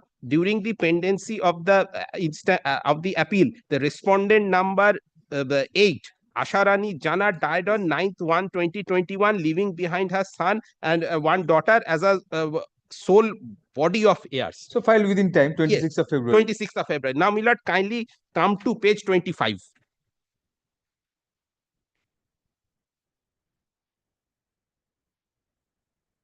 Kindly see the ordering portion. The petition dated 26 February 2020 filed by the appellant is allowed. Let the petition named Biplab Jana and Itu Mondal be substituted in place of respondent number 9 as respondent number 9A and B. That is a wrong recording. That would be 8A and 8B because 8. Now, Milord, kindly comes to page 34. Completely, Milord, lack of resistance from the bar, Milord, this has happened. Kindly see page 34. Yes. Kindly see order number 33. Both the sides file respective hajiras. On perusal of the instant petition dated 26 February 2021, again, court is again considering that. Order 22, Rule 4, I find that contentions and the averment of the instant petition are self-contradictory and is not tenable. Hence, the instant suit filed by the appellant plaintiff stands petitions filed was rejected. However, the appellant plaintiff shall be at liberty to file fresh substitution petition for fix 11/9/2023 for filing fresh substitution petition. Next, Milord, kindly comes to Milord. What was the contradiction therein? Milord, that is not, Milord, given. Yes, contradiction, Milord, I'm showing to your lordship. Milord, one contradiction which has, Milord, caught my attention is, kindly see, Milord, page 14, Milord. Yes. It would be the caption petition for substitution on behalf of appellant number 9. It would be appellant number contradiction. 8. Yes. Then, Milord, after the second order was passed, Milord, mistakenly page 16 has been filed. This is another substitution. What? Page 16. After the second order, which I now placed, Milord, the order number 33, court has given me leave. No, Biplab Jana and Itumori, yes. Yes. Now, Milord, court gave you leave, and where is the second application? Page 16. Completely on misconception, Milord. Mistake by the advocate. Again, Milord, Biplab Jana and Itu. Is a copy paste of the copy paste. Again, same thing. Now, Milord, court has now recorded by the impugned order that this is now this has been filed belatedly, abated, appeal itself is dismissed. Dismissal has not been recorded. So we'll treat this to be ridiculous. But you the appeal therefore abates. To convert this to a revisional application.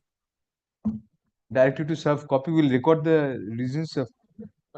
Perhaps one old judgment, Milord, recording abatement comes to, Milord, adjudication of the rights by the parties, and it is amounting a decree, Milord. That judgment, we are not convinced by that. Abatement recording, because abatement very old judgment, Milord, I can recollect, Milord. Justice Chittodosh Mukherjee, perhaps. No, the conditions have to be seen. If there can be some other circumstances, but it's well settled that abatement is automatic. Upon expiry of 90 days, abatement is automatic. Even if the court does not record, the appeal stands abated. Stands abated, yes. Here, your substitution application has been dismissed in addition.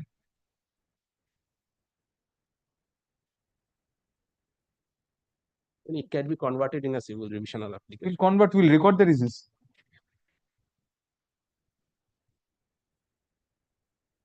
The present appeal has arisen out of a, within double inverted, tragedy of errors, double inverted close, full stop. On the death of appellant number 9, 8.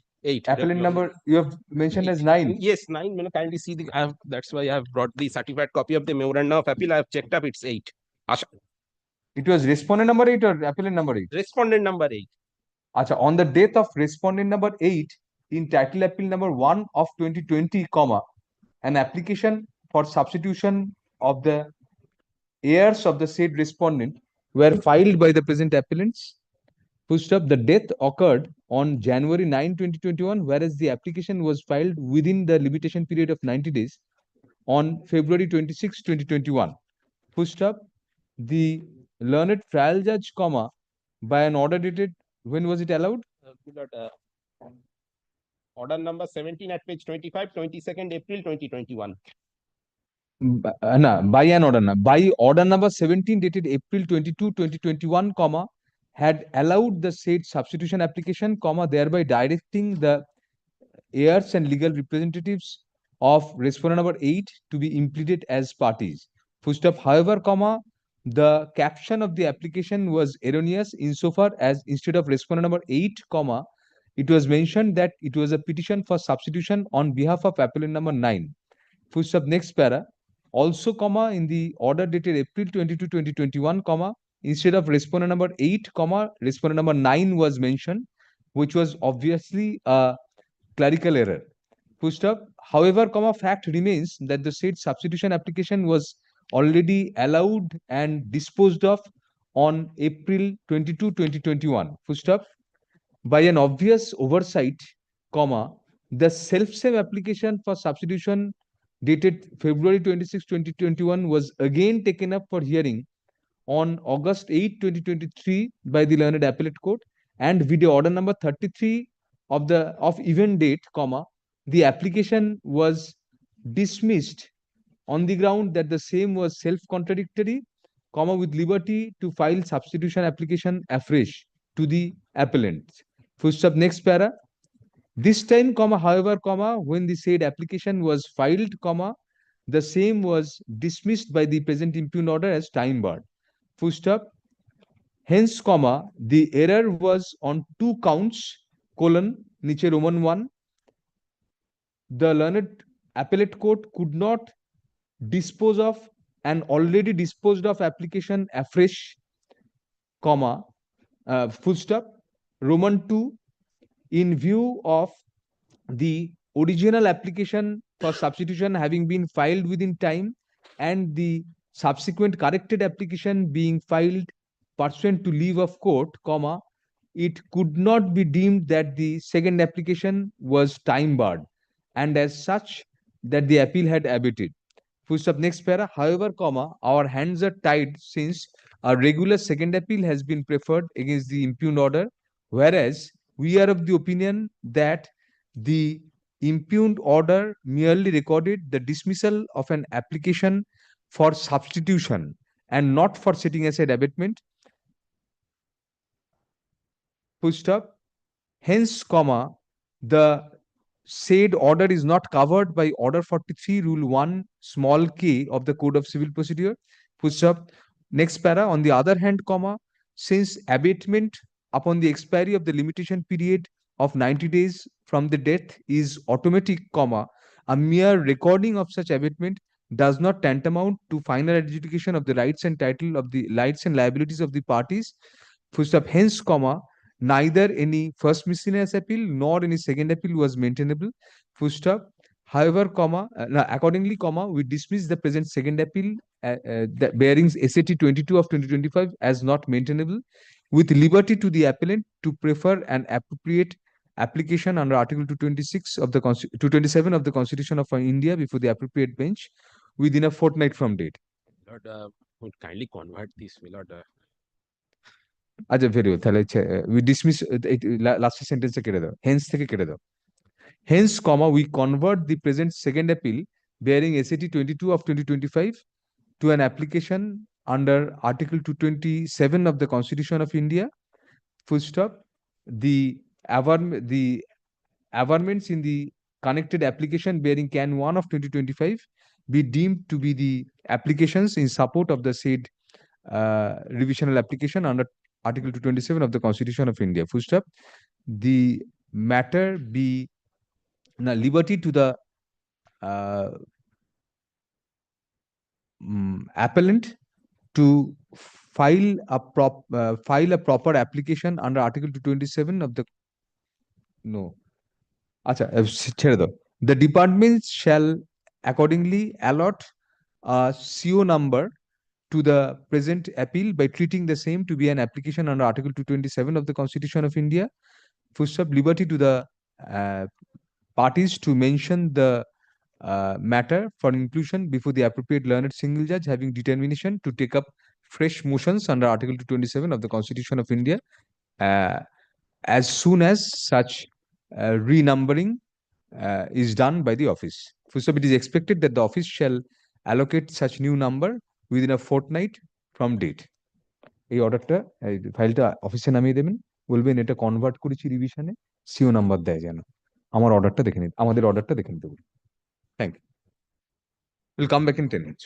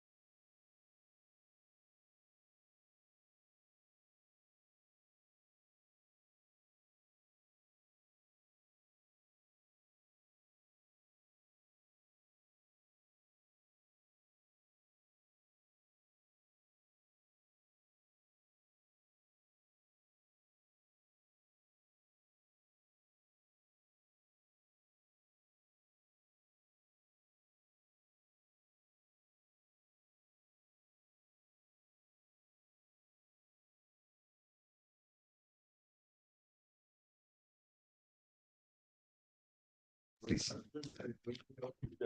আগের দিনের notes গুলো একটু Correction of the award. Correction of the award. Order of correction is at volume 4. Start at page 819. 819. ওর মধ্যে কাগজ ফাগজ আছে কোথাও note A long order, but don't trouble yourself with interesting. Note করে নোটটা সব ম্যাটারে করি mister Mitra please give us half a minute প্রত্যেক ম্যাটারই আমি নোট করি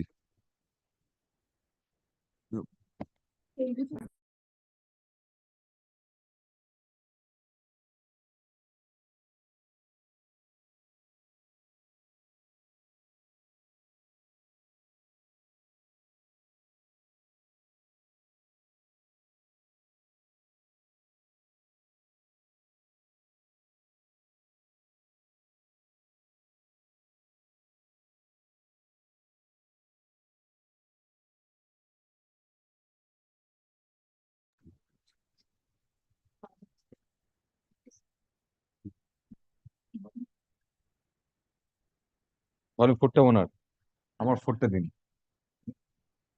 এটা 1 আচ্ছা This is the ultimate award. Therefore, ঠিক আছে পেয়ে গেছি notes 820. 820 yes sorry please continue Order on the petition of section 33 of the Arbitration Act filed by claimant for correction of a clerical error of the interim award dated such and such, held on 20th July at the Saddle Gate number 3, Vivekananda Juvaru. Has to be mentioned, place has to be mentioned. Paragraph 1, kindly read me out. It was allowed while doing so completely inadvertent clerical or typographical error kept in. Inadvertent clerical typographical error. Inadvertent on the part of the clerk or the typist. Then attention of the concerned arbiter disposing of based on paragraph 39. Then observing that petition was being allowed for reasons stated in the other question. Due to complete inadvertence, the undersigned arbitrator missed out the paragraph 44. So ultimately, the inadvertence on the part of the arbitrator. Is that not a ground for setting as a award? But now modifies. In the is a reasons part. Ultimately, I give another reason. He holds this inadvertence on his part is really clerical mistake. Please come to me, Lord. And is in page 822 paragraph page 827 before that yes everywhere he's saying yes page 20 right 827 is very clear yes page 826 last paragraph. However, need not delve further, and I leave it for the appropriate court, including on the High Court, to consider the aspect as and when required. For the time being, I am inclined to allow this application taken by holding that ordering portion of the award by and especially paragraph 62. So it was anticipated that it would come to this court. Inadvertent as read as follows in substitution of paragraph 62. Paragraph 62 substituted. For all the reasons stated above, I am inclined to allow the petition. Doesn't say typographical clear. I accordingly allow the prayers made in the prepared portion appended and say petition and being paragraphs A and B, we read as follows. Accordingly, the inadvertent reduced paragraph mentioned inadvertent clerical and typographical error committed by me. Maybe he was typing himself. That's right, committed by him, committed by me, mentioned above, stands corrected. Section 33. Now, similar to what is the award now? Interim award. Similar, A and B. Yes. Whatever they have asked for in section 31(6), arbiter must allow. Similar, prayer.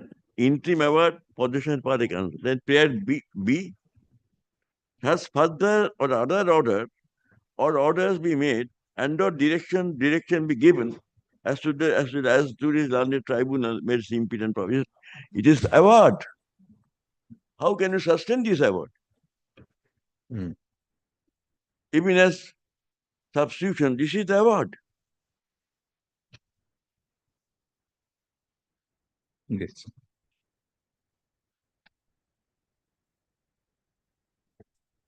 Interim award application contain these two prayers and allow both the prayers. Very good. The omnibus prayer was also allowed. Yes. Such an order. And that was made a part of the award, actually. Part of the award. No. This is uncertain, vague, and without any reasons. So award, it is a joint award of the total thing. Nobody has, neither party has applied for severance of the award. No. We have asked for complete setting aside, and they are asserting complete sustenance of the award. So what the now court will do, also can consider. This is the award to be set aside according to us. A and B both are conjunctive now. I'm not, I humbly say, on this ground, even after what you call clerical error, inadvertent clerical error. B is not a clerical error. He has consciously passed an award.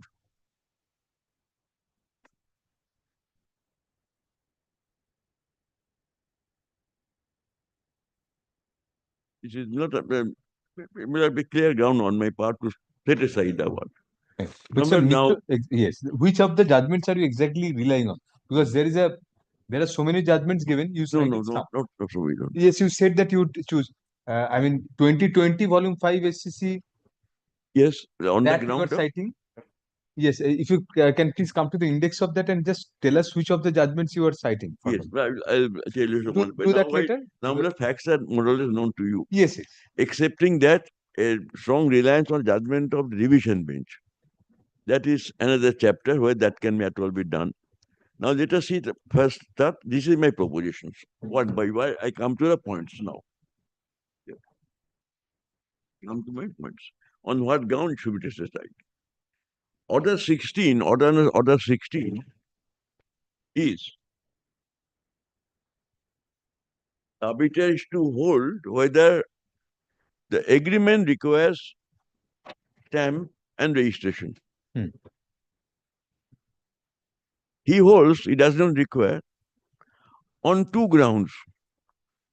He holds it's a license and he also holds it's a monthly tenancy. My Lord, I just simply show you Lordship the two paragraphs. Can you take me, Lord? The order 16 is volume 3. Volume 3.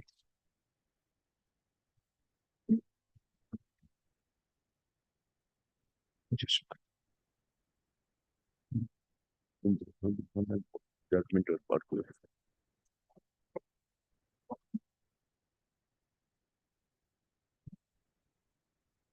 Please, we not see the ground.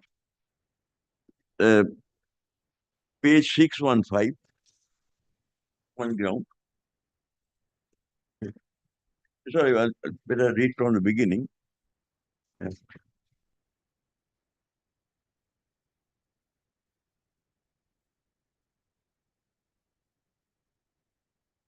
Paragraph 6. Now, adverting to the other point, argue Mr. Now, and as recorded in the order sheet, dated 4th February, and which was to the effect that notice in section 106 of TP Act was itself a pointer to show that the agreement was a lease.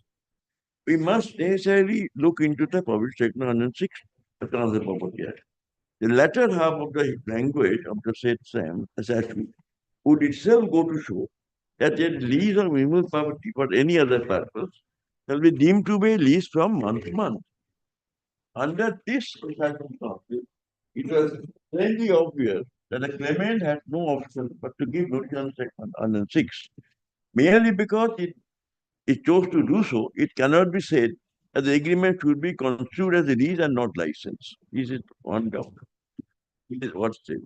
Mr. Chaudhary, as the learned counsel for the other side, according to me, has rightly contended. This is a usual expression, while referring to paragraph 3 and for the counter statement, etc., that the claimant have made alternative submission, which they are entitled to do so, and which is to be to the effect that whether it could be have been either a tenancy or a lease. But under both circumstances, they terminated it by notice under section dated 20th January 2011, under section 106 of Transfer Property Act, as well as other letters referred to the same paragraph.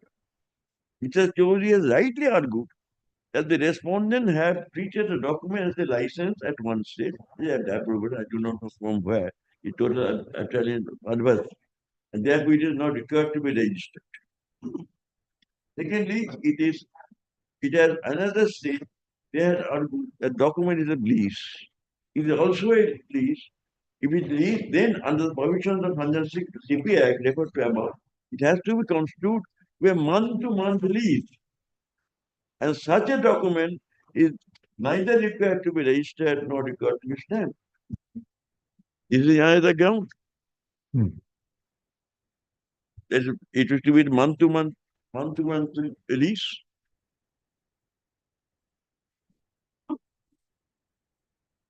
Now we just compare this with the ground given in page 614, in the same order, last paragraph. The whole monthly tenancy, therefore, doesn't require registration, right? In law, it's correct. Consequently, the argument of respondent to the effect the agreement could 614 last paragraph should be construed to be lease is not correct. That is correct at all. In this, Mr. Chaudhary has again rightly referred the agreement itself, page 21, petition, etc. So once he says it's a license, again he says it's a lease. Lastly, he does not decide whether it's a license or lease. But Mr. Mitro, he has ultimately observed here that whether it was even if it was a lease, it would be a monthly tenancy, and alternatively it could be a license. In either of which cases it was not required to be stamped further. That's right. So this was for the limited purpose of considering whether section 16 comes in because it's unstamped. That's right. So on that question, why whether he holds it's a lease or license, he says either way, even if a lease, it would be a monthly lease or a license. Therefore, stamp is not required. That was the question. No, that is exactly so. So in that sense, it is a correct order. Why not? Then, therefore, is not require stamping because it is a license and also doesn't require the either way, stamp is not required. His limited jurisdiction in section 16 was to ascertain whether stamp was required or not. Yes. He is not deciding the registration also. Right. Anyway, stamp. Registration also. Registration stamp for the time. Absolutely, Yes. registration also. Yes. But he holds ultimately that if it's a lease, even then it's a monthly lease. If it is a lease, monthly lease. If otherwise it is a license, either way stamp would not be required or registration. Correct. So therefore, section 16 he rejects. Yes. So for the scope of ascertaining, adjudicating the section 16, requirement of stamp duty was the only thing to be considered, or registration. He was not required to assess whether it was actually a license or a lease. Yes. Either way, he says his stamp is not required. So why is that bad? Very good. Well, that is But yes, you are right. If this was reflected in the order, carried through to the order, award, then yes, for the award, he has to decide whether it's a lease or a license or whatever it is. No, this is a question of jurisdiction. This is only on the jurisdiction, stamp. You will now would have jurisdiction because the agreement would be admissible in evidence. Yes. As a license or as a monthly tenancy. True. Is that permissible? When they're contradictory, Is not in addition to when they contradictory stand. All right. But may I cite one judgment on this? Absolutely, yes. The judgment of Justice Sandeep Khanna, as his lordship then was, they were sitting in Delhi High Court. Right. Reported in, it is true. Reported in Arbitration Law Report also. আমার কপিটা দাও। আমারটা। I'm 2008 Supreme Court. SCC online, Delhi 912. এটা কি? এটা কি? এটা শুনে দাও, দুটো কপি দাও। It's also reported in arbitration law reports. But No, SCC online citation is easier for us. they request SCC because of typing comforts. I mean, you can press the button and it comes up. Yes, Mr. Mitra, absolutely. Because in the volume, I don't think it is. No, it is not there. It's not there. It's not there. আমারটা copy দাও। আমার copy নেই। 28 citations are mentioned here. Please don't cite all 28. My lord? 28 citations are mentioned in this compilation. Please don't cite all. We request It you is not only to. scaring you. For scaring the bench and scaring me. If all this, no. Thank you. Well, Just the relevant ones so that there is no unnecessary multiplication. No, everybody is alive. Judgment to conduct.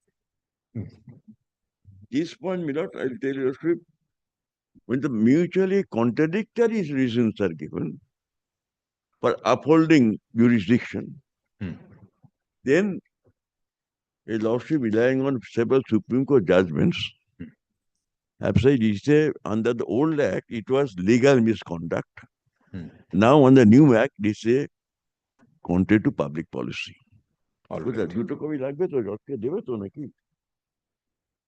কি করে বার করে রাখবেন সময় নষ্ট হচ্ছে time short So if you can do this, you have formally cited. They have taken note of that, and you just give the paragraph also so that and just put it on later. I mean, whenever. That I'm exactly proposing to do. We are deeming that you have cited it, or you can give one copy. We'll share. No. একটাকে দুই ভাগ করে খাবে We can share half. The relevant paragraph I'll give to Justice Kumar, and the other paragraphs I'll take. এরকম করে করলে তো আমি ভালো লাগে না করতাম that I shall rely upon the portion where honorable judge refers to various Supreme Court judgments and then come to the conclusion. It starts really paragraph 15. I am reading my own copy, arbitration law reports. So whether it will tally with this SCC online. No, just ask your learned juniors, Mr. Mitra, whenever they hand over, to just point out the paragraphs. Copy Thank you. I'm sorry, Miller. I'm very sorry. It's all right. Here, it may appropriate to refer to another finding given by the learned arbitrator to the effect that the scheme for demerger transmission approved by department company forms part of the share purchase agreement. A scheme for demerger, etc., has statutory force, 106 statutory force. The arbitrator in the award has observed as follows. The respondents have also emphasized that the scheme of demerger, as approved by the Department of Company Affairs, forms part of the share purchase agreement, and all documents which come within the definition of audited financial statements in the share purchase agreement are to be taken into account for computing the net current assets. To this extent, I am in agreement with the respondents. Now, in the light of the above observations made by the learned arbitrator, it is difficult to appreciate the reasoning and grounds on which the claim made by respondent herein has been accepted. This is the minor submission. On what ground? The reasoning given by the arbitrator in this regard is as under. It is obvious that share purchase agreement by clause 2 seeks to compare the figures of net current assets in order to ensure that any change in net current assets in the period between two balance sheet dates is It got out and the claimants are not put to disadvantage any liability which has accrued and was part of the document on the date of executing share purchase agreement cannot be now shown to be current liabilities and taken advantage of. The net current assets comparison must take place.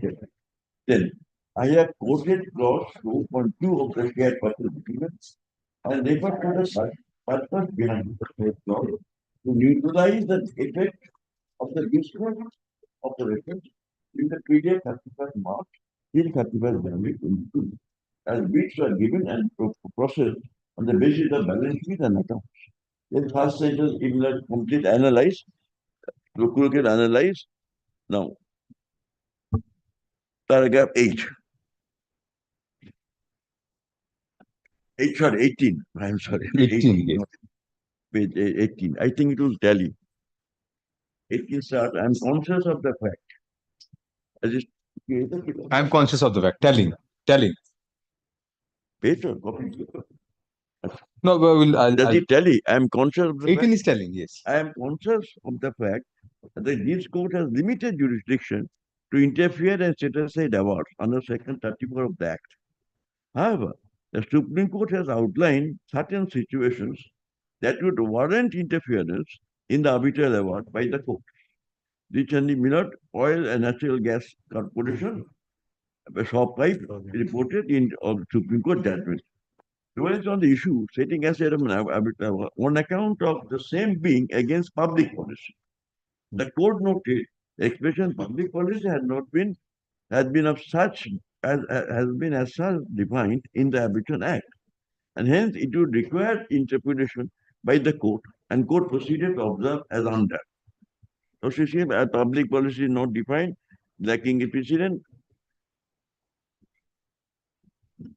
Last 3 lines, public policy lacking precedence. The court has to give a meaning in the light of principle underlying Arbitration Act. Then another judgment, Hindustan Zinc, is quoted. Yes. Hindustan Zinc, Supreme Court judgment, what is meant by public policy? Then consider what is meant by public policy. Then we will come to paragraph 20. As mentioned earlier, the award of the learned arbitrator suffers from inherent inconsistencies and self-contradictions. And for that reason, I deem it appropriate to set aside the award. Reliance for the said purpose can be placed upon the decision of Supreme Court in 1975 2 STC 236. And the said case, I have to read this. On Section 30A of the old Act, 1940 Act, an award can be set aside when an arbitrator has misconducted himself or the proceedings. Misconduct under Section 30A has not a connotation of moral lapse. It comprises legal misconduct, which is complete if the arbitrator on the face of the award arrives at an inconsistent conclusions, even on his own finding, or arrives at a decision by ignoring very material documents which throw abundant light on the controversy. Then quotation ends. Then, in the case of Union of India, another Supreme Court judgment, 2003 8 SCC, Supreme Court dealt with the question of award of damages by the arbitrator and held that the decision to award damages against one party would suggest that said party was guilty of breach of contract. Any finding to the contrary would make the award bad on the face of it on account of inconsistent findings. That as the aforesaid view has been reiterated by the Supreme Court, another judge referred to 12C evaluation. Then paragraph 22, a mutually contradictory award would be contrary to public policy as it suffers from patent illegality and is unjust. Yes. Now, this I could already grounds can already, but if they're mutually exclusive, if it is a license, it cannot be tenancy agreement. And if it's monthly tenancy, then it cannot be a license. That I'm not a question of, yes, it doesn't require stamping. Very good. Very good, it doesn't require stamping.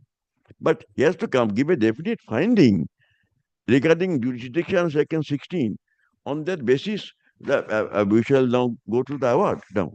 This is inconstitutional. Therefore, my lord, there is really order passed on section 16 should be set aside on this ground. Because there is no definite finding. They are mutually exclusive finding about a set aside, it should be on the ground. And if order under section 16 set aside, entire award falls to the ground. It has to be re-argued before another arbitrator, whether this requires or not. Because court cannot modify an award, as Supreme Court held, but I am told it is under consideration by a larger bench now. Anyway, that is one thing. So but this is my one point, that about section 16. Now I'm going to say other grounds, one by one. Now we'll come to the point straight away. That Stamp Duty and Registration Act. Yes.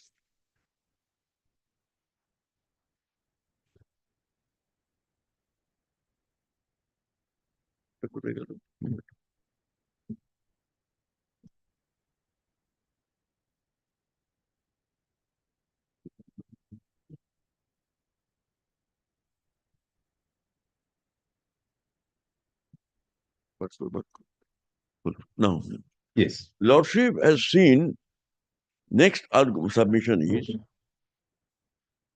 both his findings are bad. Not bad without jurisdiction purpose. Both. It cannot be licensed in view of the clauses in the agreement. And he has failed to consider all the clauses of the agreement. Is all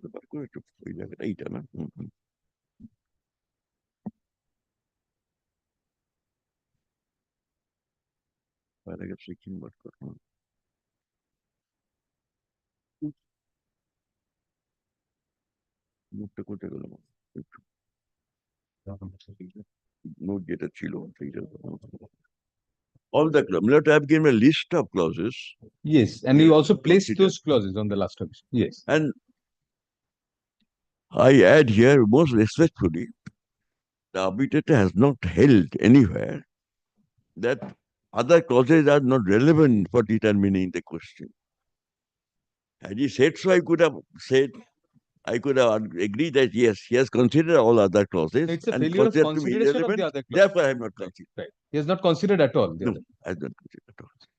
And the relevancy of those clauses is not disputed by the arbitrator. Yes.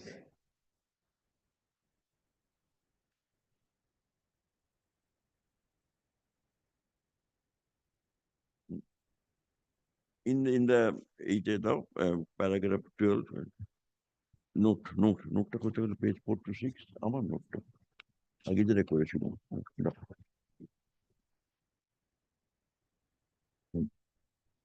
Mr. Mitro, disturbing you for a second. If you understood you correctly, your case is this. This cannot be a license because of the clauses of the agreement, which make it clear that it's a lease. One. Secondly, even if it's a lease, there can be two modes of creation of a lease under the Transfer Property Act. One is by a registered deed. Secondly, oral agreement coupled with delivery of possession. They don't have a case of oral agreement coupled with a delivery of possession. Therefore, it has to be a registered deed. If we take into consideration the principles of law as enunciated by different judgments, judge-made law, that in such cases, if there is not a registered deed, we have to constitute it's a monthly tenancy. Then it's a statutory interpretation or a statutory right which they're relying on, which takes it out of the pale of the contractual rights.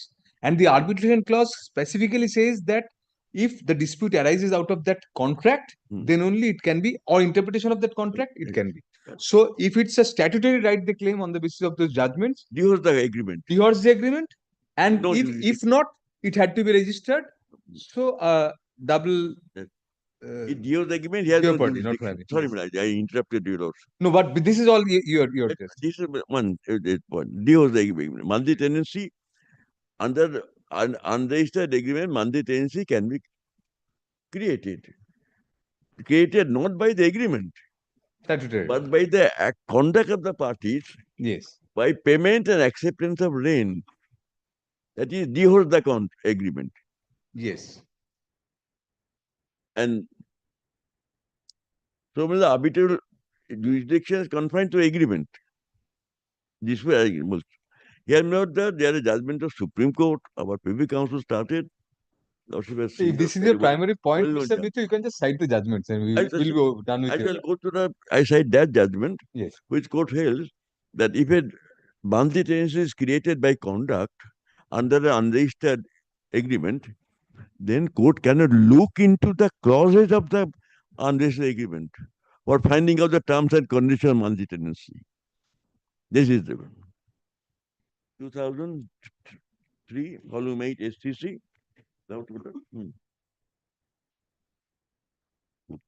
It is judgment, not just consider earlier judgment also not that may enable us to.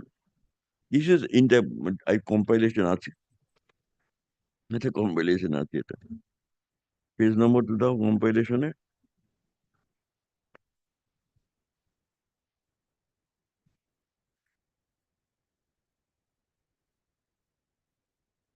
আমি তোমাকে list করে দিয়ে দেবো কি কি জানবে side করছে নোটে আছে পরিষ্কার একটু সময় যাচ্ছে অনেক না নষ্ট হচ্ছে হ্যাঁ যাও ওই যে টমাসের judgment Thomas the judgment of 2000 volume 3 SCC. Yes.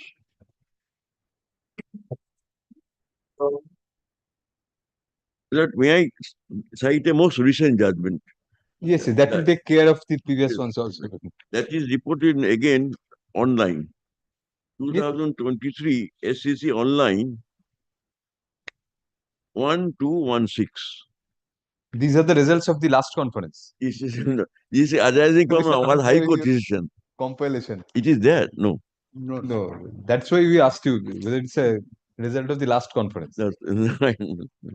The compilation matter has been heard by 3 benches. Hearing started 2 years back. Oh, very well. So now, I hopefully am able to. Yes. The judgment appeal from our High Court. You to copy দিয়েছেন? আচ্ছা আমার কপিটা বার করে দাও এখানেই আছে বার করো এক করে রেখেছি আমার কোথাও মিক্স আপ করে ফেললে কেন হ্যাঁ এই তো এটা কেন বার করো our division judgment also we have got a copy. It was judgment and it is not a stamp considered unregistered agreement.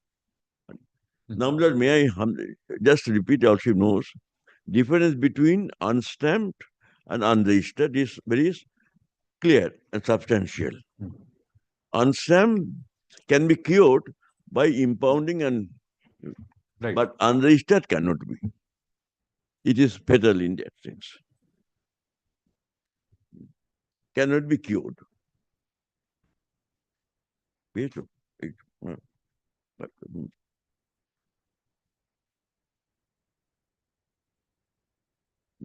Number second distinction is, beloved, in my humble submission. Yes.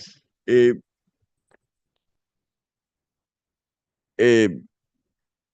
unregistered agreement may be looked into for collateral purposes. But unstamped agreement cannot be looked into for any purpose. Second 35. That's it, another difference.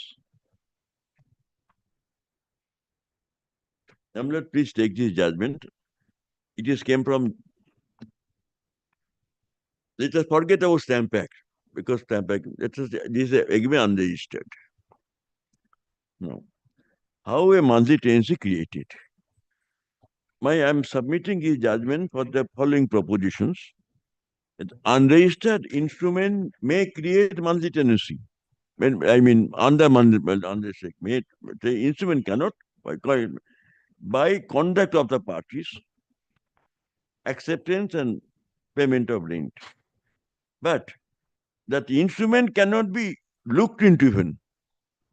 That monthly tenancy is created during the agreement. See, Miller, paragraph 11, 12. Three judgments of Supreme Court has been relied upon by another honorable judge from our High Court. Yes. We're going to have another.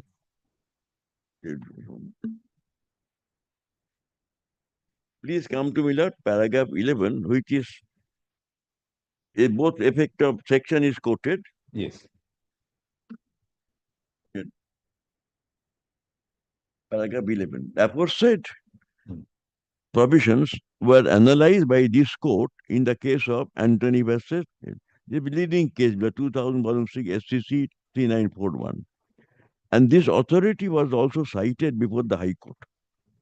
This was a case in which respondent was inducted into possession of a premises under a lease deed for a period of 5 years, but the deed was not registered.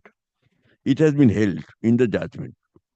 The resultant position is insurmountable that so far as the instrument of lease is concerned, there is no scope for holding that appellant is a lessee by virtue of the said agreement. That's a relying. Is not a lessee by virtue of the said agreement, divorce agreement. The court is disabled from using the instrument as evidence, and hence it is out of it goes out of consideration in this case. Hook, line, and sinker. Then Supreme Court, 58 Supreme Court cited. Now I've got all the judgment. If I'll see, I can maybe in that big compilation. Then paragraph 12 quoted. Ultimately 89 Supreme Court. Paragraph 12 is quoted. But the above finding does not exhaust the scope of the issue, whether the appellant is a lessee of the building. A lease of movable property is defined in Section 105 of Transfer Property Act. A transfer of a right to enjoy the property in consideration of price paid or promised to be rendered periodically or on specified occasion is the basis fabric for the valid lease. Provision says that such a transfer can be made expressly or by implication. Once there is such a transfer of right to enjoy the property, a lease stands created.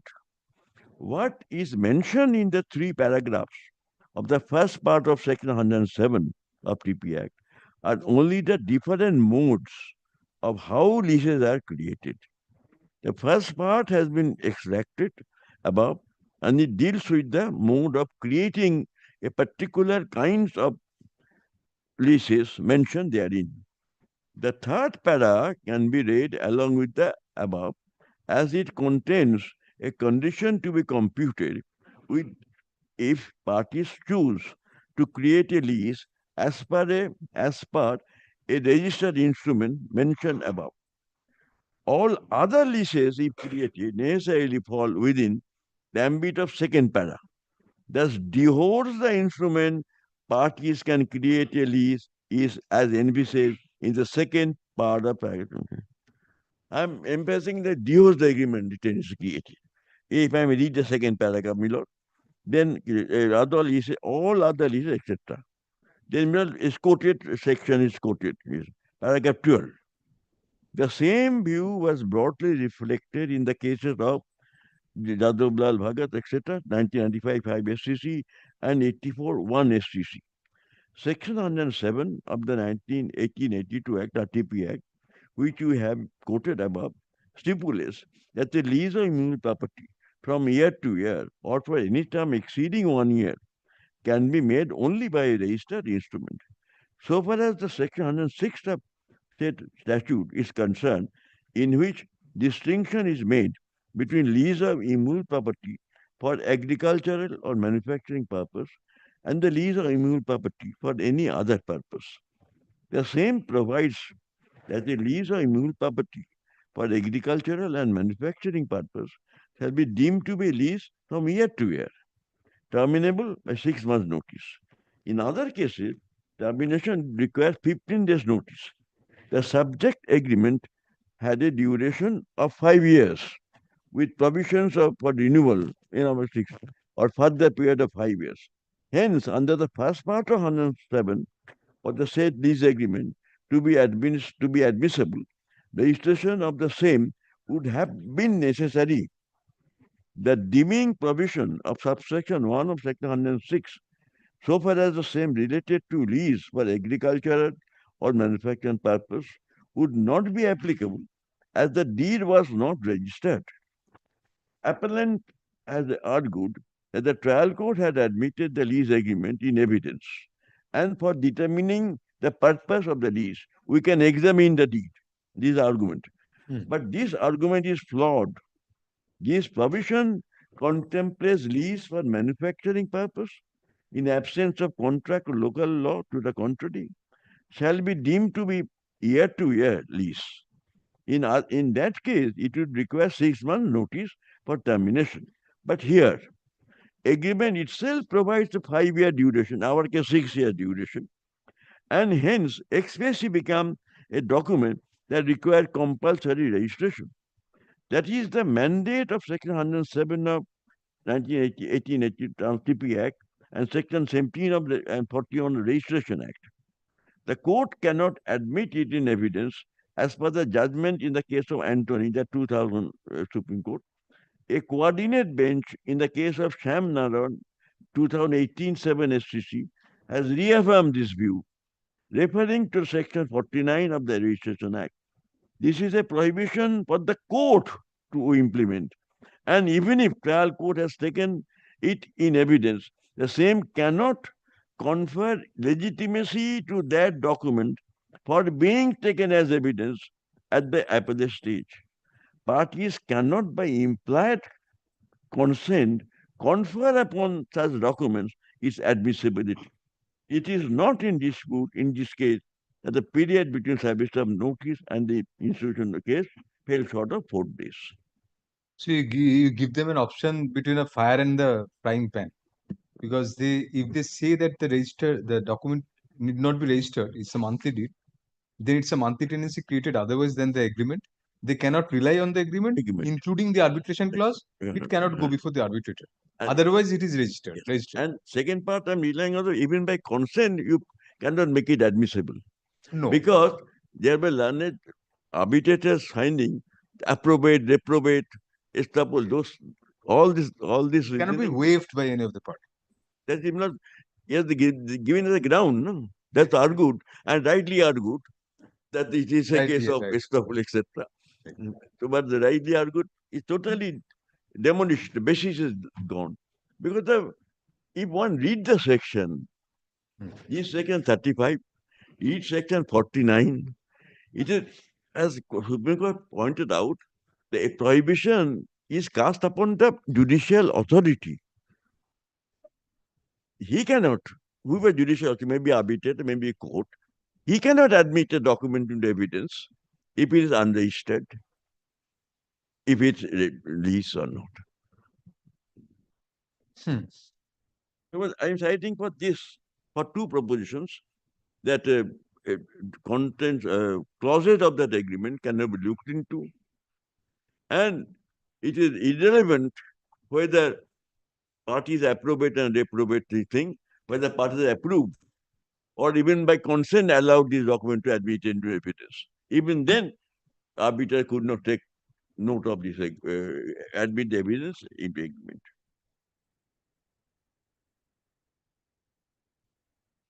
Probably section 17 and 47 read together. But 47, look at the Registration Act. Yes. No, 47 is the bar. And 17 gives the documents which are compulsory registered. So read together. Which have to be read. Yes. Now, that being said, another interesting question is, I don't know whether my others considered it before. We have applied or we have relied upon the classical tests for determining lease or license, as laid down by 59 Supreme Court followed, transfer of possession, etc. But it is my duty to point out that both the Registration Act and Stamp Act give a wider definition of lease. It includes, under both acts, it includes agreement to lease also as registrable and stamped. That has to be considered. This aspect was not highlighted. I want to have my Lord's kind permission to highlight this point, that when considering a document require registration of stamped, we go by the classical definition on the Transfer Property Act, judgment, etc. But also can we consider if the statute, concerned statute, give an extended definition of lease, or then statute has to be looked into. Now, that I place the difference between lease as defined under TP Act, Transfer Property Act 105. One thing. That is without right given to enjoy the property for consideration. That means transfer of enjoyment property creates a transfer of interest in land. But if an agreement to lease, it doesn't create transfer interest in land. Mr. Mitra, is not exactly an extension. Is it an extension of the definition of lease? Because the classical test still remain. If it's immediate, then it's a lease deed. Yes. If it's an agreement, but the agreement must be relatable to that. An agreement to do the same thing, which is done in respect of the classical tests. So agreement is also to be registered or stamped. That is an extension for the purpose of stamping and registration. Yes. But the agreement has to be for lease, which lease has to satisfy the classical tests again. Agreement has to be agreement of lease. Lease is not broadened. Lease remains the same. The tests of lease remain the same. Test of lease remains the same. But agreement, even at agreement stage, that has to be stamped. So it widens the scope of stamping and registration. May I concisely say, right, the difference between an agreement of lease and For- agreement for yes, lease. yes, that is there. And That is Stamp Act, Registration Act fix of agreement for lease. And say even is not agreement of lease, it requires stamping and registration. Yes, yes. Justice Swami, that aspect should be considered. I just not take long. On that point, my lord, we shall just show the section. The Registration Act and the Stamp Act. Is a language definition.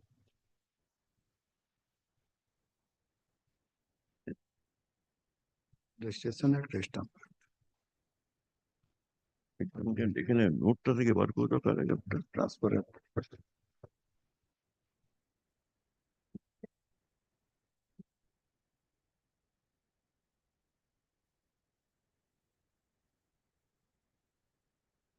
Article,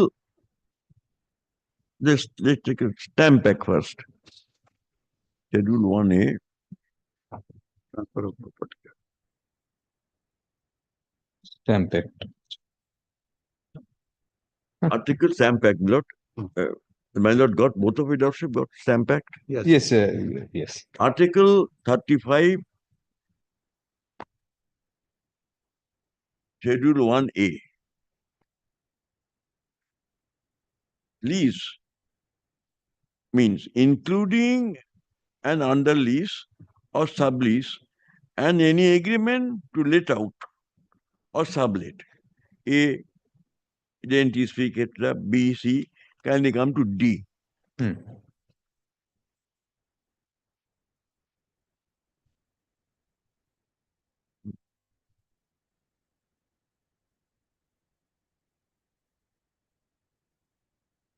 So lease includes agreement to let also. Lease. So that itself makes it clear. That And that itself will be is clear. stamped as a, if it's more than 5 years, then it's Yes, agreement yes. to lease. Let, please come to B, explanation 1. That is clear. When the lease lessee undertakes to pay a recurrent explanation 2, the expression the lease purports to be for a term and for any term renewed, referred to in A4, etc., shall include not only the period stated in the lease document and also deemed to be some for it stated and subsequent period immediate preceding period.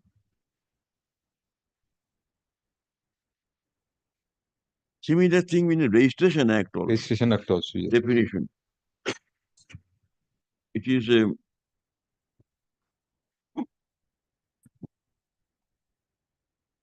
Section Registration Act আছে এখানে Section 2 Yes. Subsection 8 Disposition Act আপনি পেয়েছেন? আমি এখানে দেখে নিচ্ছি। Yes, I have the online. Section 2 Subsection 8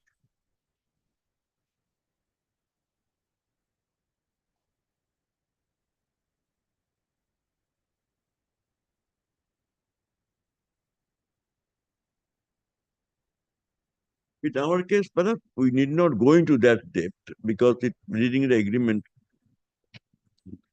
But we not, I am not making any alternative submissions contradict to each other. I am blowing hotter. I am saying that even if it is not a lease under the Transfer Property Act, it will be lease under registration. I can stamp that. Very good. There is no contradiction.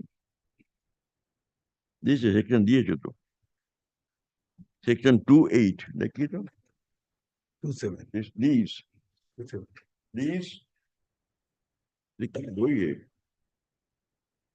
2.8 তুই bubble তাবল বই 2.8 minor আছে section দাও section annotation দেবে কেন 2.8 not 2 8 Which includes the is it am I right my lord or, no, probably something no, else. 7 not 8 7 taking কোথায় 2 section 2 তো দাও section 2.7 is lease. yes middle that is yeah পেয়ে গেছে আমার বই It includes agreement to lease. Yes. We have seen it.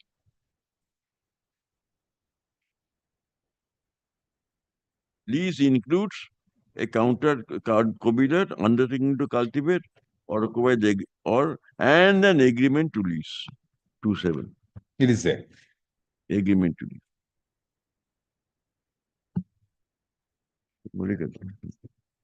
That is another ground for saying it, but it is something addition to that.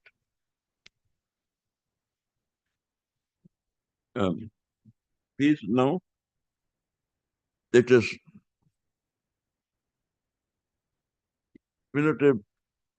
I can multiply the judgment to show No, that I only let us see the principle behind it.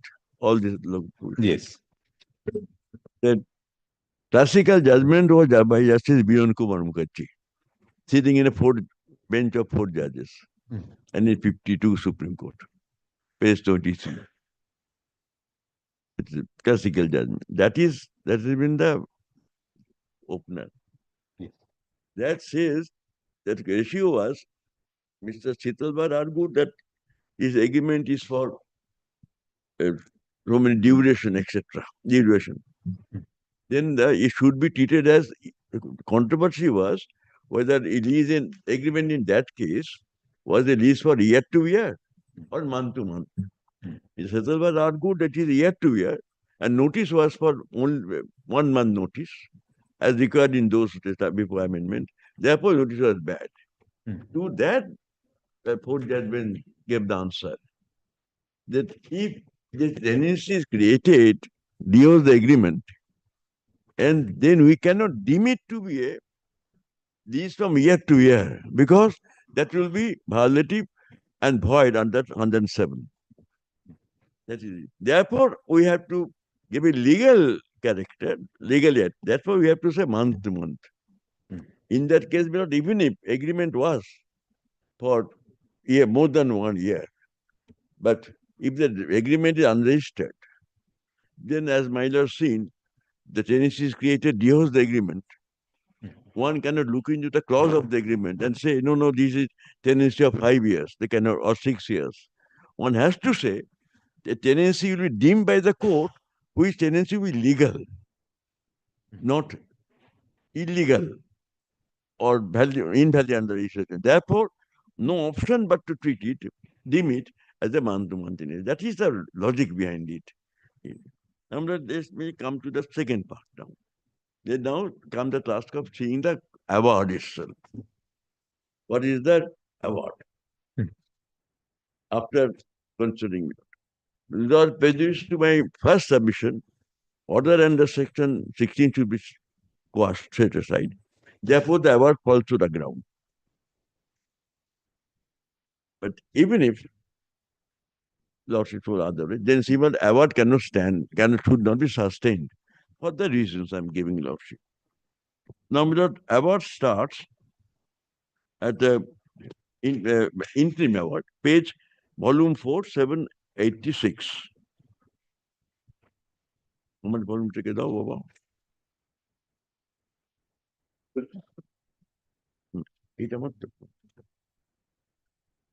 Very, very exhaustive award, very several pages.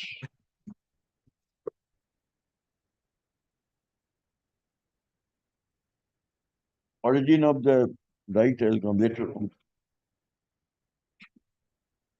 Please come to Willard, the relevant part of the award. On what ground, reason, the eviction award was passed? Paragraph 55 of the award.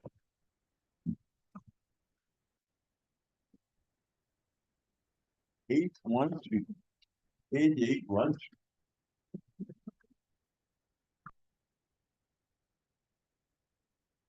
Paragraph 64 also read me, Lord.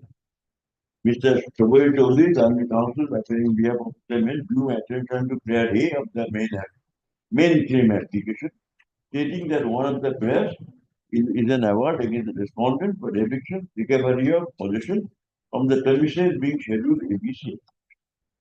Then, internal page 5 of the agreement, turning it, would show that in the absence of a formal renewal clause, and upon being approached by the licensee, the licensor had agreed to grant the license only for a fixed period of 6 years commencing from 1st August 2025. The period of 6 years with effect from 1st August 2005 had lapsed. And in any event, there having been no further renewal, the government is certainly entitled to recover a policy. This is the ground. Therefore, my lord, is relying on the agreement. Clause 1 of the agreement says 6 years. Expiry of the agreement is a ground taken because reference has been made to an unregistered, unstamped document which could not be looked into by the arbitrator. We'll continue after the recess, Mr. We'll continue that. We'll continue.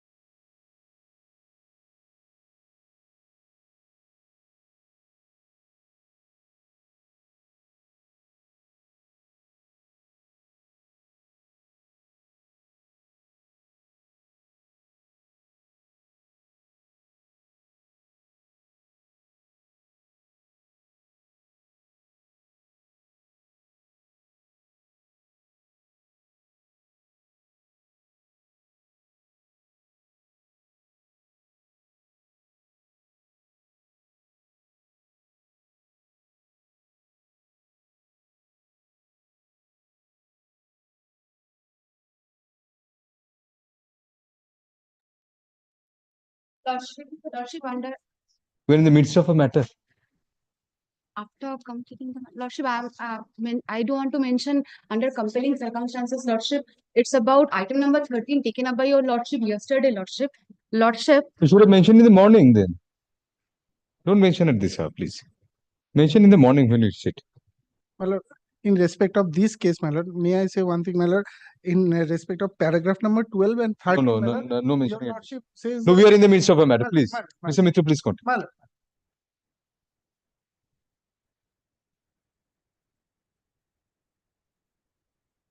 Yes. May it please your lordship, may I resume? I was now taking that award. Hmm. On what grounds, on what reasons, Hmm. eviction has been ordered? Right. I have one reason I've shown to your lordship, expiry of a Yes. tenure of 6 years. That is, let us see whether there's any other reason for the award or not. Hmm. Let us take this.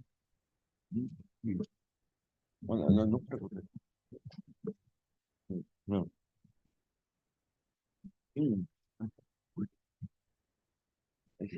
Let us see other reasons. Now,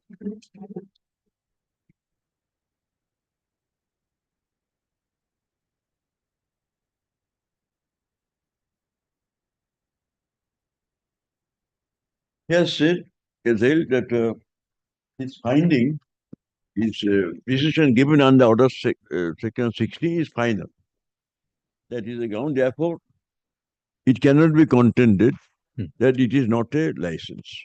Before you. This lordship find page 804. 80.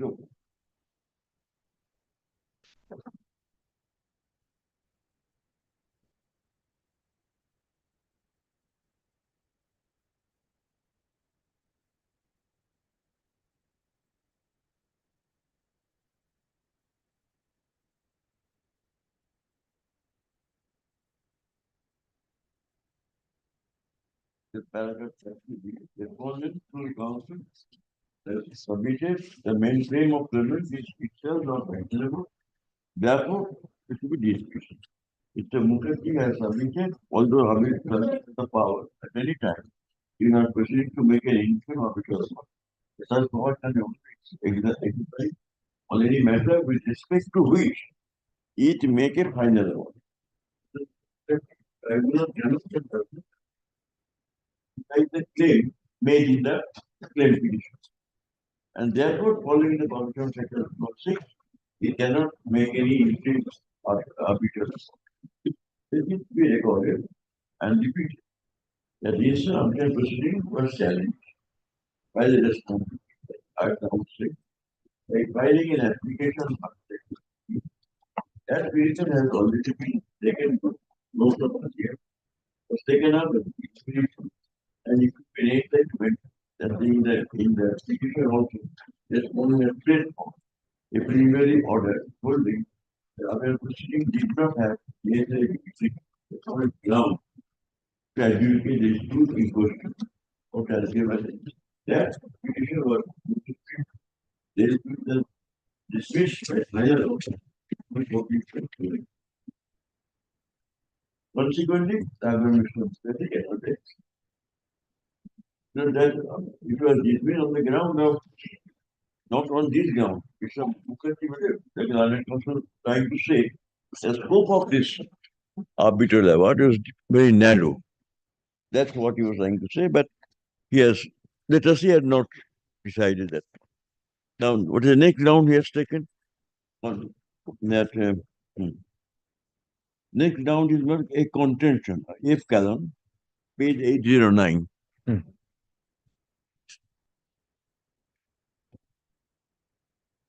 809.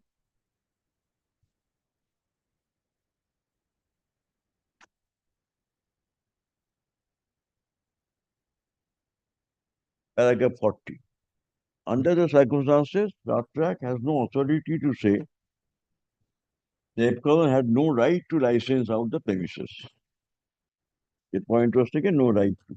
If this was the case, then there will have a dispute between the Kolkata Port Trust and Epsilon.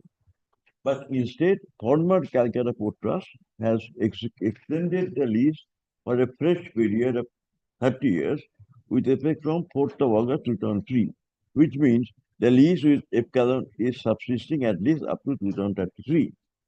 Mr. Mukherjee has submitted the drawing attention paragraph, etc. That contain a limited extent to which our position can enter upon. This is again that point. Limited scope of the arbitration proceedings is only as to who would be entitled to take occupation charges.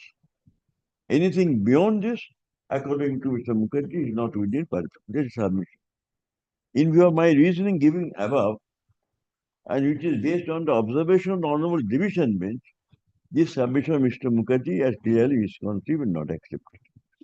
So, my lord, I should press the judgment, but this is not a ground for passing. It is the argument was made, argument repelled. Now he has to say on what ground positive order being passed. Yes. This is what I shall deal with this one division when judgment later on. Then the next, I'm only saying what is said that paragraph then 808 that we are not entitled to remain in possession. 808. Oh, that's previous page. There's a division bench judgment. Paragraph 39. Again, dealing division bench judgment. Yes. Upon reading the aforementioned observation, the following factors stare loud and clear. They are: the Star Trek is not entitled to remain in the premises or utilize it or earn occupation charges under rent by subletting the premises, and that too after termination of the license agreement. This is according to division bench as supposed to have held that. In what proceedings? In this application section 9 of the Arbitration Act. It's an interlocutory order, which is never binding on anybody. It's binding on section 9. That Star Trek does not and cannot have independent right to rest in respect of the permission in question. That Kolkata Port Trust by subsequent development in 2C1 has executed fresh DWs favor of Calon, leasing of the premises to them for a festival 30 years. So when the next, if you call it a reasoning for dealing with position, then according to him, because division bench in section 9 application has said that the Star Trek is not remain in possession or utilize or earn the profits, then let us see whether division bench at all said so. Next question, whether division bench said so under section 9, if it had said so, that will not be relevant or binding. Interlocutory judgment cannot be referred to even at the time of final hearing of the matter.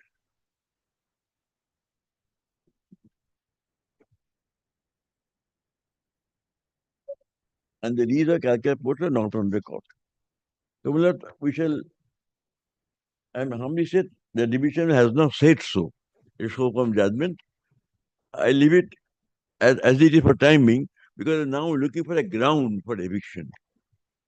If the ground is that because division bench has said, I'm not in a section 9 application that I'm not entitled to remain in possession, therefore award will be passed. If that is the reason taken. Give me not what the judgment is. Reason is under section 9 application appeal, division bench has said that Star Trek is not entitled to remain in possession, therefore eviction decree is passed. What is the arbitrator system? In fact, division bench in the judgment has said, blessed lordship, when said to whom the rent is offered charges to be paid. They may not see that what other grounds can be considered. No, the premise of this was probably that Epsilon itself, its license had expired. My lord, yes, Epsilon's lease was expired. Epsilon had never had a lease. Epsilon. No, the High Court order's premise was probably Epsilon itself, its own lease was expired. That's why you could not continue. No, but even then, if it was observed also, then also Epsilon now I mean, has got a lease. has got a lease. But So the that which probably is lease, not so relevant. which lease was not on a record by the arbitrator. Yes. And Not in on any record. event, as you say, Section 9 order may not be binding in this state. But how is it relevant? Because in interlocutory section application said they are Apparently not relevant. Yes, you're right. That will be not mainly it will be a Persuasive, yes. travesty error when we submit. If they Right. can take into a ground for eviction. But just think of lordship, suppose my lord. Another division bench in interlocutory stay proceeding had said that the plaintiff has no case. Therefore, when the case comes up before the division with actual hearing, they say dismiss. Yes. It cannot be. There is no reasoning. It just even what other reasoning, because I have to say, for your lordship, there is no what other reasoning. Appropriate, reprobate. Again, page 810 of appropriate, reprobate. Yes. That note I need not deal with again. Paragraph 40 of 50. Yes, yes, he placed that. Contradictory stands and 40. Appropriate, reprobate. Estoppel against statute. Legally not admissible. The contract can be let the firstly to accept the agreement and be bound by it, and then attend to take complete different. How should we get? Submitted already in that other case of our standard, the agreement is null and void. And that was what I was given. That chapter tell you different. They are appropriate. I don't think it is. This morning I've cited judgment. Yes. Now, that I cannot approve it, very well. Then what is the ground for eviction? Better suppose I cannot approve it. What is the ground for eviction? One thing is all arguments are rejected by the defendant argument. Then plaintiff has to independently prove its case. Then without expiry of 6 years, that I've shown to your lordship. That is the reason. That's the reason I accept. But the agreement reliance on agreement bad. Then not another staff track cannot remain in position. That is this thing. The staff track has no right to remain in position without paying in occupation charges, even if agreement void ab initio. And it's not 806. Is it a reasoning or just discussion? This will come up again and again. 806 of this paragraph 36.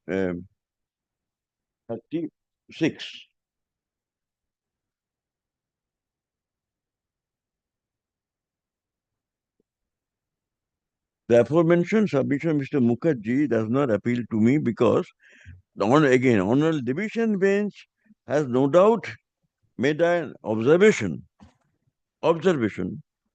that having regard to the limited scope of interference with an award in an application of Section 34 of the Act, the factual finding arrived at by the learned arbitrator that areas of rent had not been paid by Epsilon to Kolkata Port Trust, that Epsilon had no right to license out the said premises, and that the contract had been induced by misrepresentation, are not liable to interfere with.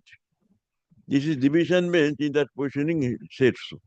That was the dispute between Epsilon and Port. That is totally against them. That what they are saying that Epsilon had not paid the rent to Calcutta Port Trust. Therefore, Epsilon had no right to license out.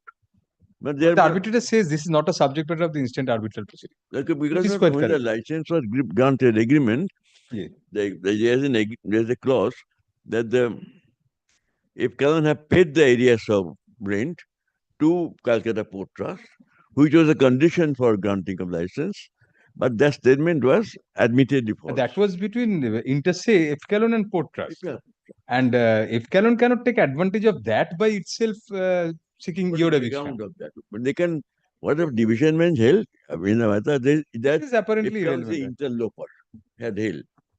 And that argument was being made by Mr. Sukrit Mukherjee. But that was not binding on you also. Efkalon and put trust that order. Interloper points very well. Interloper to interloper, what does it matter? But they have put me into position. Right. Interloper, that's this. But this is the ground because I'm in, let us say, Efkalon is not an interloper. Therefore, eviction degree. That is, and let us use ground. Is not. But according to me, apostate observation of matters pertaining to Efkalon and Calcutta Putra, this is not a subject matter of the instance, right? Absolutely right. And then how it becomes, I rely on this. On the contrary, what is relevant are other observation of division bench. Clearly stated, it did not permit conscience of the court to sustain award, which in effect and substance allows the respondent who paid no right, who had no right to a set premises to continue remaining in occupation without payment of any occupation charges. And if Kellen had no right to license out, then the respondent equally had no right to remain in occupation payment. I'm not saying division said so, my lord. As this actually said so, I rely on this. What they have said, I have no right to continue in occupation without payment of occupation charges. The passage what the occupation charges should be and give me the option to pay as regarding the section 65 of Contract Act. When the court says, then court admits my right to remain in occupation upon payment of occupation charges. A negative can put positive manner. Division means they have to say so. Then admits my right to remain in possession upon payment of occupation charges. This is not a ground for eviction. It's a ground for passing an award for occupation charges. With a default clause, it may be, whatever.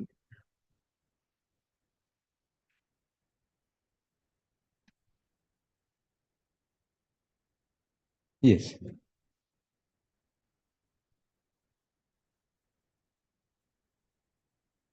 This is now. Let's see other grounds are good. Then paragraph 37. Other observations on the division bench which are of equal importance and significance are that having been inducted by Efkalon, Star Trek cannot and does not have any independent right to occupy the premises, far less any right to let out the premises and even and earn occupation charges from said premises. If it assumed that the license agreement was void as contained by Star Trek in the Arbitration proceedings, the Star Trek would not be entitled to retain the benefits it derived from the license agreement. In other words, Star Trek would have to refund occupation charges earned by the Star Trek by further subletting and said premises. I have to refund occupation charges I've earned. Here, Millard, a fact I shall later on say, in 2012, interim orders obtained by my other side, restraining Star Trek from enjoying the occupation charges. And said the occupation charges must be deposited with a special officer, which was done.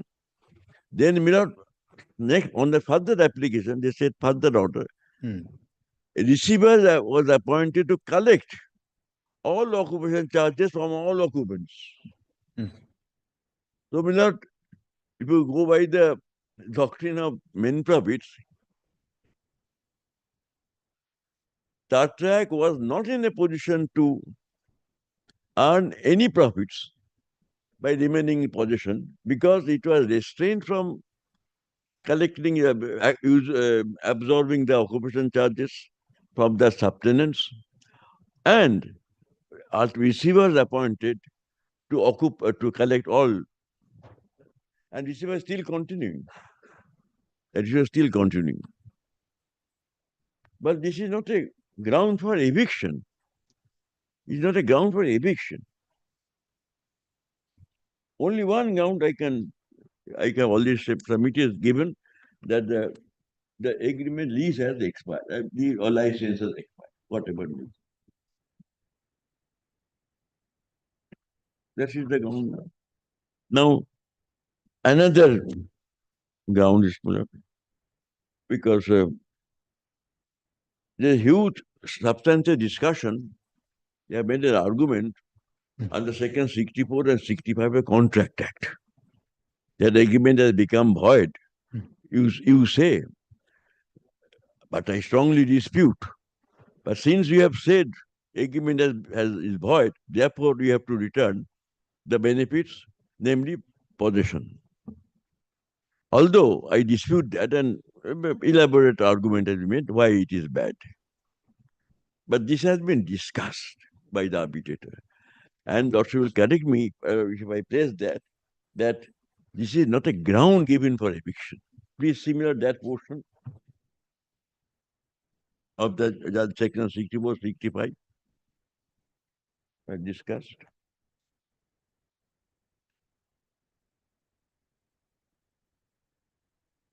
Later on, it goes much later.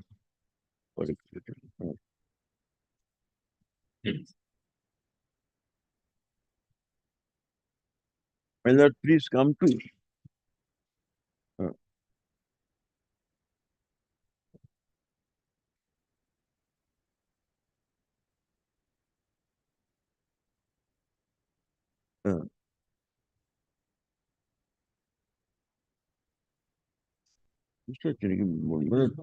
Para 60, page 815.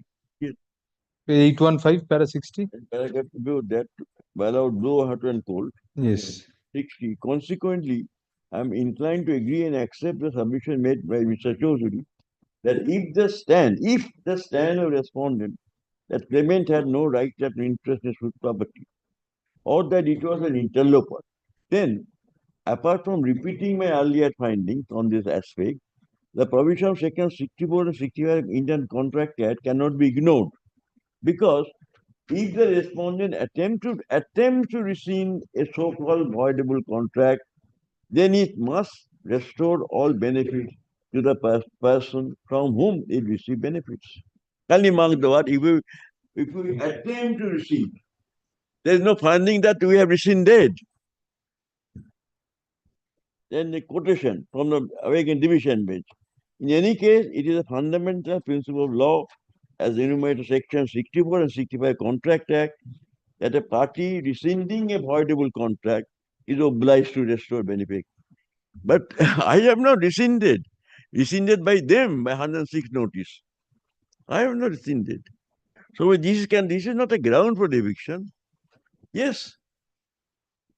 Can lead it to yourself without disturbing a lot. No, did you take a point that the agreement is null and void because Eviction did not have the authority to give it to you? Yes, null and void in the previous arbitration. Yes, the point was taken by Star Trek. All three of you were parties, Port, Eviction, and you. Agreement is null and void.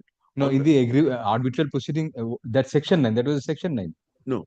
Arbitration proceeding. Arbitration proceeding. Between whom? There are two arbitration proceedings. The first one before the named arbitrator, Mr. Proceed Choudhury. Between you two, Eviction and you. Two. But that was reference made by us. We are the claimant there. Yes. Not them. There you took a point that the agreement is null and void. There we said agreement null and void because it was obtained by fraudulent misrepresentation.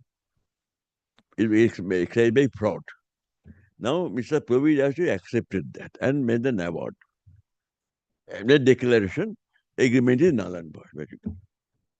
But then Mr. Choudhury, actually, with respect to him, departed soul, he overstepped. He then ordered agreement null and void. Therefore, Eviction has to return to Star Trek all amounts of rent they have received, 1.80 crores. Then what would be your status in respect of the property if it was null and void? Null and void, not let us say. You are an illegal occupant then. The agreement is null and, because null and void. You are cutting the own branch on which you are sitting. Then I become a tenant. You by become payment and acceptance of rent.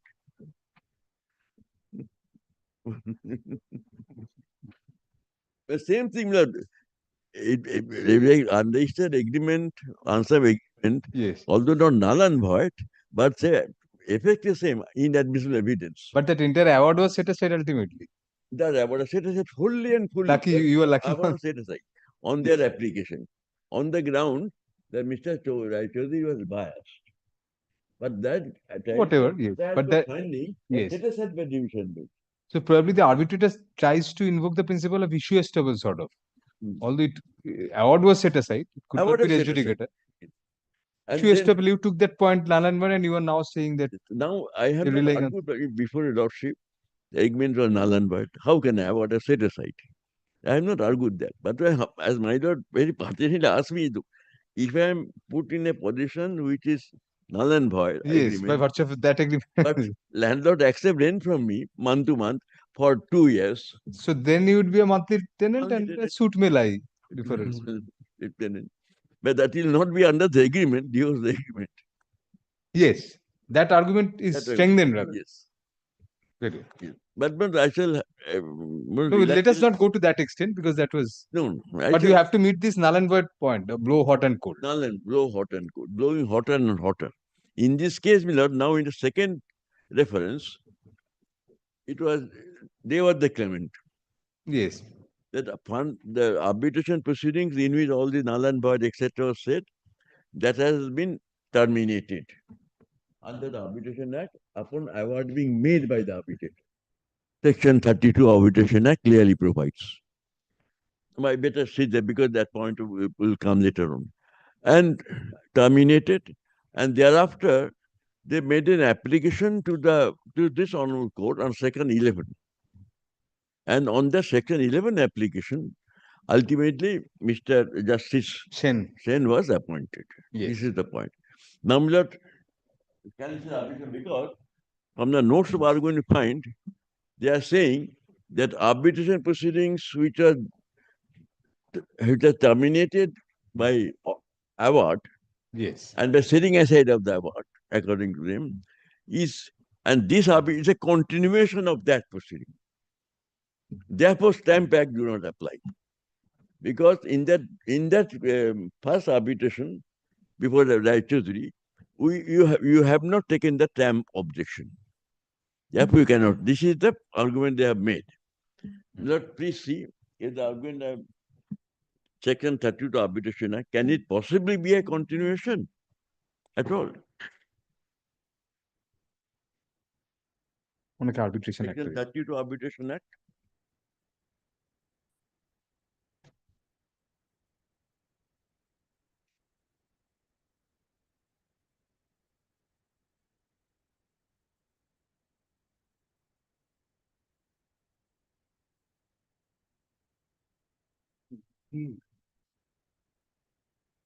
লাগেনি তো আমার জন্য আমার লেগেছে Kindly come to Section 32, my lord. Heading termination of proceedings. Yes. 32. The arbitral proceedings shall be terminated by the final arbitral award or by an order of termination under subsection 2. Subsection 2, my lord, we don't have to apply. By this arbitral proceeding before Mr. Praveer actually stood terminated by his final award, which was set aside by the district judge, district court, and which was partially set aside according to Justice by the division bench in appeal. So it was terminated by the final arbitral award was made by Mr. Praveer actually, no doubt, undisputed. When the arbitral award was made, so the arbitral award which you cover? Previously, need not get that day. 22nd April 2012, that award was made. And this reference to Mr. Justice Propension was after several years.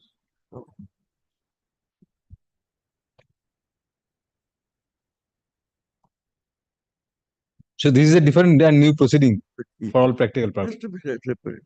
So there can be successive arbitral proceedings under one arbitration agreement. Yes, yes. Because arbitration agreement does not die.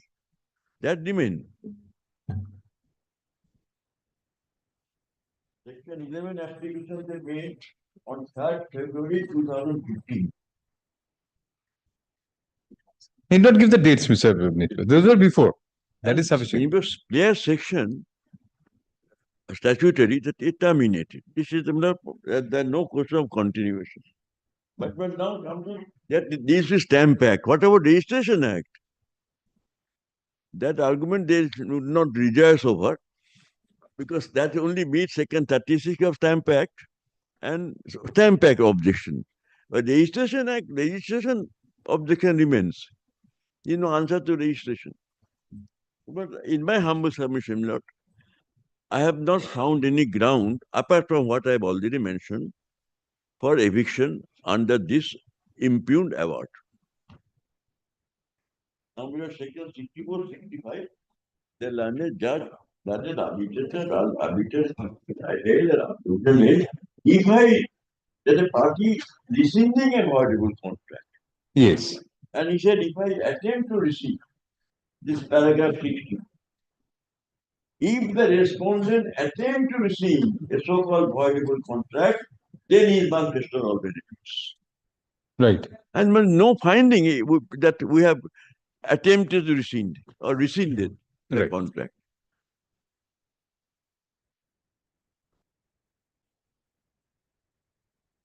Nobody has rescinded the agreement. Nobody has rescinded the agreement. Unless he can notice our code.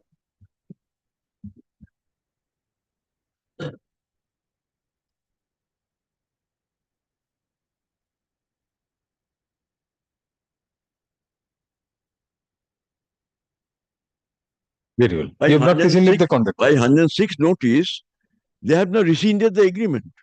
No, they have not. They, Track, Epsilon has rescinded the lease agreements. Please see the language. Please see the letter. Page, same volume, page 872. Not the agreement. Whatever can 872, second paragraph. In the circumstances being entitled to law, our client has decided to terminate your lease. Page 872. The lease was terminated. The monthly lease, as they call it, by 15 days notice. 15 days notice. That's the next paragraph.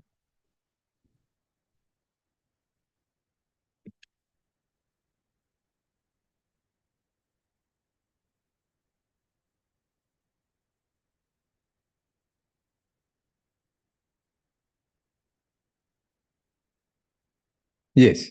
Termination of this agreement required 3 months notice under clause 16. There's no case of termination of the agreement by anybody.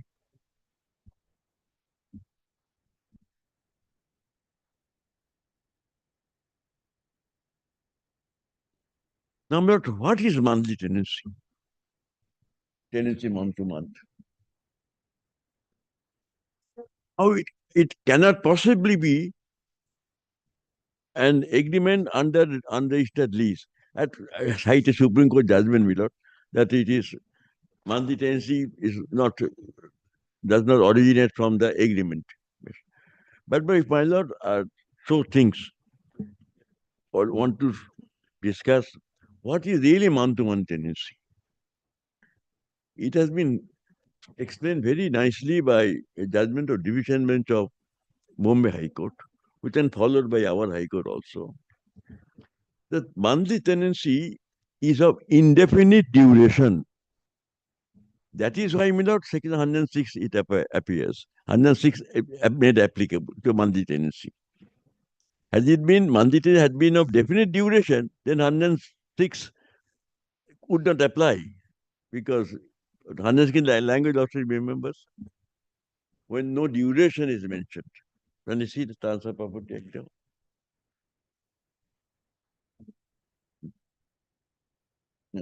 Then transfer. Thanks.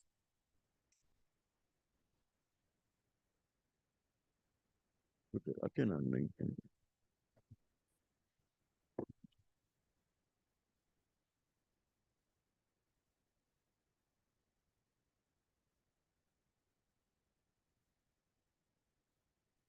Understanding is applicable when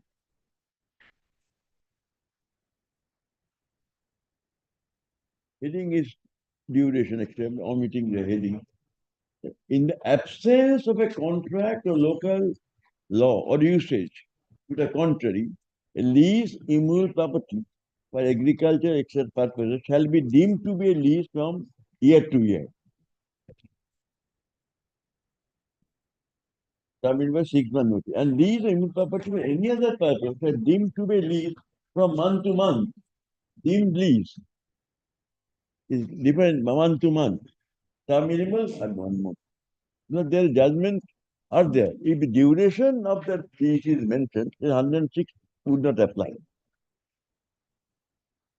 Yeah, of course, in a proper document, it means proper registered or stamp, whatever it may be. Now, please see what is called monthly. Well, Lashi would like to see the judgment, very illuminating judgment of Bombay High Court. What is effect of what is month-to-month tenancy? What is month? Yes, you can. You have to follow the Calcutta High Court. 1943 Bombay ta thao.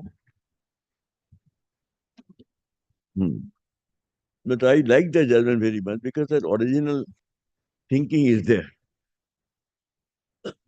It's a judgment of division by Justice Bamun, Chief Justice Bamun and Justice Kania, as it was. In appeal from judgment of Justice Kania, Justice Chagla. And Justice Chagla's views were accepted by giving reasons. Justice Kania also had a liking for Justice Chagla. Kania had a liking for Justice Chagla, as apparent from Justice Chagla's book, biography. Lordship had liking by Justice Kania. Had mutual respect. But that applies. That does not mean that the judgment was affirmed for that. Because the I'm first not Chief indicating Justice that. of India. Obviously not. First Chief Justice of India. Yes. Kania. His photograph is there in the Code Number 1 of Supreme Court. Achha, I did Because not the know first Chief. And who is the other one? No, Justice Chagla and Justice Kania had mutual respect for each other. I read that in the autobiography, Roses in December or something. I forget the name. Justice Chagla's autobiography. Yes, that I didn't know. That is, No, I just read that, this is a Bombay High Court. আমার কবিতা দাও ডাকতে আছে আমার বইটা দাও না it is reported in AI 1943 Bombay ওটা নেই ওরে 1943 Bombay If it has been referred to in a subsequent Calcutta judgment, Mr. Mitra, and that if it has been referred to in a subsequent Calcutta judgment, as you said, yes, and if in the Calcutta judgment the relevant, I read it. Justice Gentle has followed. If the relevant paragraph has been quoted, then you can cite the Calcutta judgment. That's right. Then you can cite the Calcutta judgment. Why repeat judgments? 53 Dublin, page 461.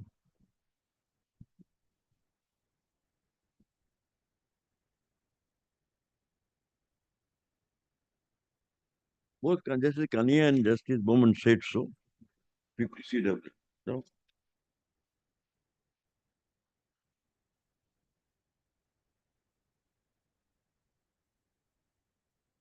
thank you. Paragraph 14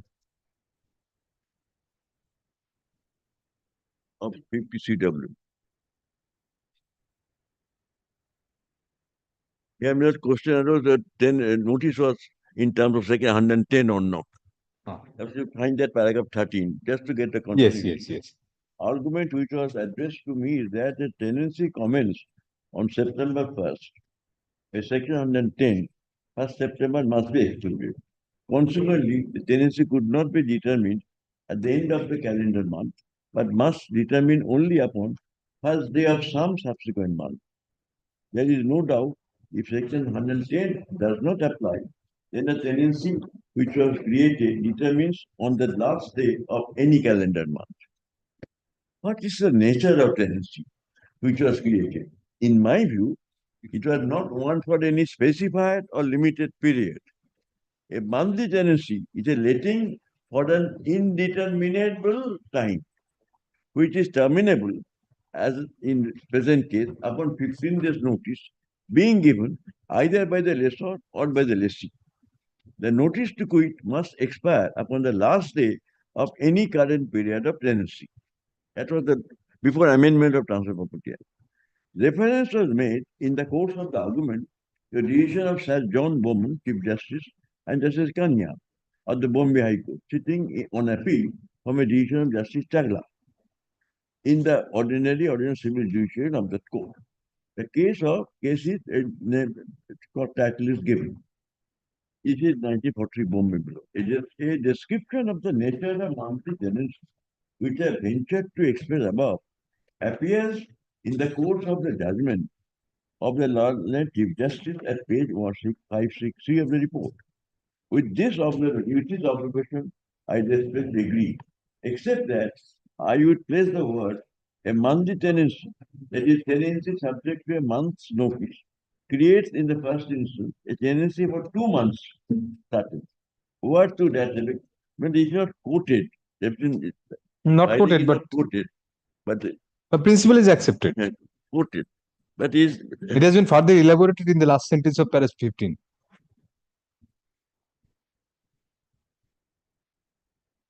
After the quotation. Justice Bowman pointed out, but if I may read, just without bothering, reading. Yes, please. Following a judgment, Justice Salter in King's Bench, as continued. In this case, we have time to explain, etc. The real question is whether, in the case of a monthly tenancy, such as this, it can be said that time is limited by a lease. It can be said that time is limited by lease.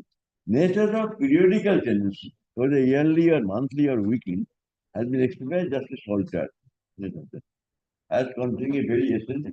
He points out that the characteristic of periodic tenancy is that as such periodic commences, each period commences, it is not a new tenancy. It really an accretion to the old tenancy. A monthly tenancy, that is a tenancy created and is subject to a month's notice, creates in the first instance a tenancy for 2 months, certain. But as soon as the 3rd month commences, that is not a new tenancy. It turns the original tenancy into a 3-month tenancy. And when the 4th month begins, the tenancy becomes a 4-month tenancy, and so on. As long as tenancy continues until, that is to say, notice to quit is given. One result of that doctrine is that a notice to quit must always expire with the expiration of separation. That is not. It is not correct. It's a new tenancy.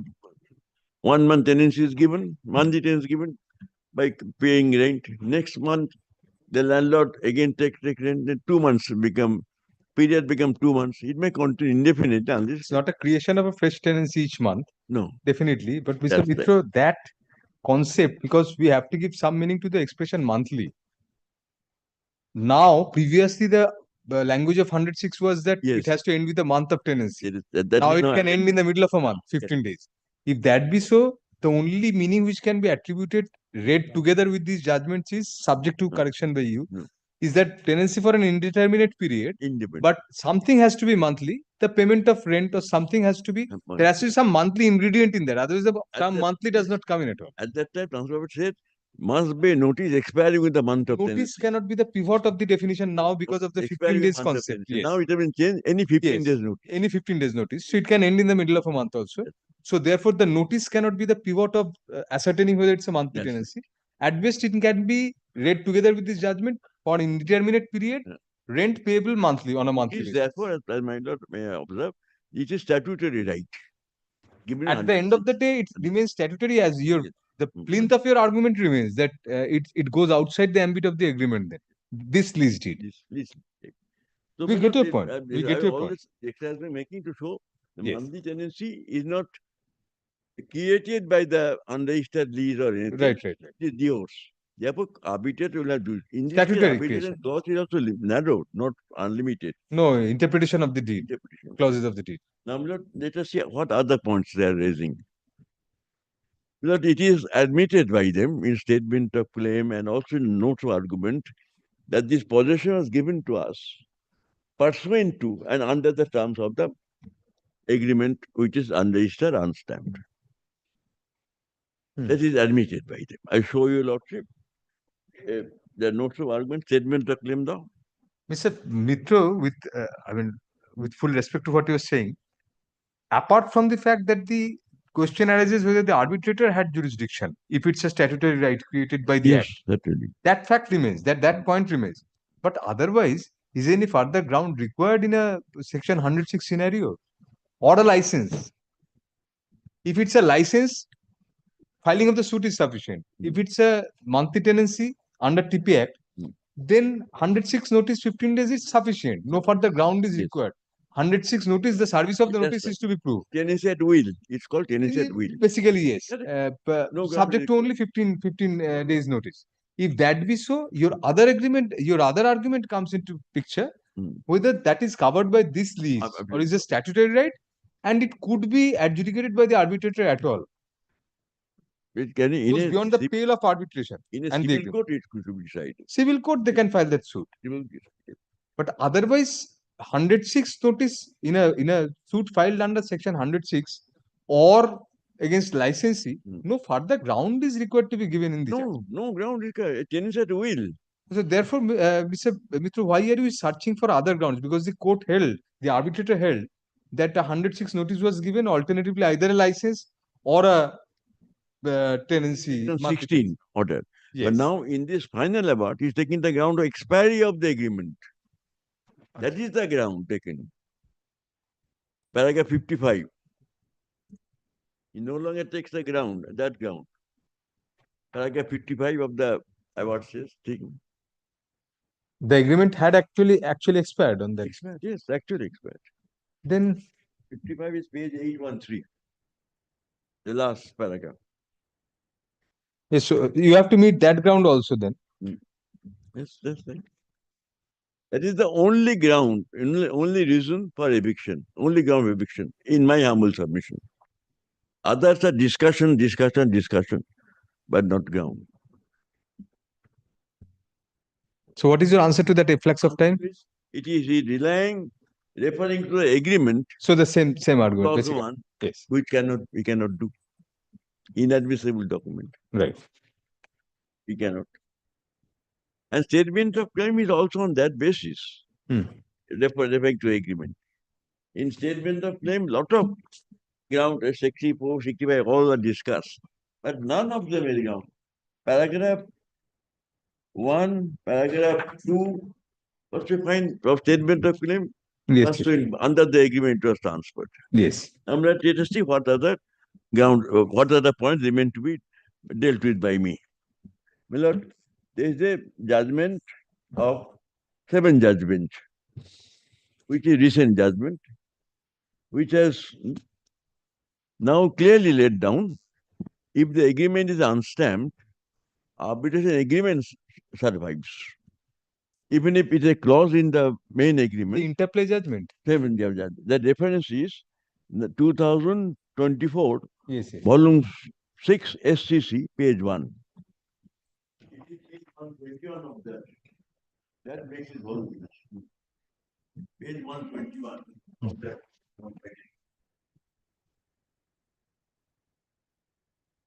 Yes, interplay. Yes, that's the judgment, but by which the NN Global case was. And but I just give the relevant paragraphs. I'll kindly read those. And if I leave out any relevant paragraph, learned friend can point out. I can read that one also. Yes. This judgment summary it holds ultimately that arbitration agreement is independent of the main agreement, although is a clause in the main agreement. That is section 16(1) also very clearly says so. If that be so, it goes against you also, Mr. Mitra. Yeah, yes, I may accept that position. I do not say that arbitration agreement, argument was made at that time, because at that time the law was that agreement also, arbitration agreement also void. Previous NN Global was prevailing. That rule, yes. That has been considered and cut short. Now that this is so, then arbitration can decide, etc. But when he given award, he cannot rely on that agreement or any clause of the agreement. This is my feeling. He has no jurisdiction to rely on any clause of the agreement. Therefore, the question is, has given the award relying on a clause of the agreement which is inadmissible in evidence. That is true. That is award is void. Award is avoided. Am I clear, beloved? This is the now see this judgment now. It is a নোটটা কোথায় গেল? হ্যাঁ, এটা না? ইয়ে কোথায় গেল? এটা ওদের নোট। আমার নোটটা কোথায় গেল? এইটা পেয়েছি কোথায়? না কোথায় গেল? এইটা। Lord, I'll just indicate the paragraphs. Kindly come to paragraph.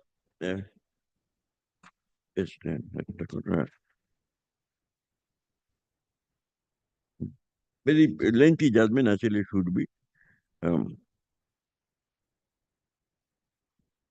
Paragraph 54. 54 of the judgment. Paragraph 54 bar karo.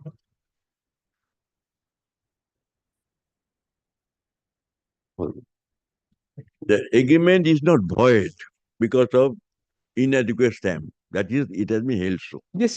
Yes. But then, Milord, how they argue, section 64, 65? Agreement doesn't become void because our stamp. 64, 65 was a superfluity problem. They don't leave anything to chance. They give you a 106 notice, they say it's a license. They don't take any chances. Apart from stamping the agreement, they have done everything. That's right. Section 35. They don't take a chance. They have covered all the alternatives, all the loopholes they are trying to cover. So this is, I'm giving the substance of the matter 54. That the non-payment of stamp duties is a just 54. Read it. Yes. 54 is unambiguous. It stipulates no insufficient chargeable. The duty shall be admitted in evidence. No investment admitted in evidence.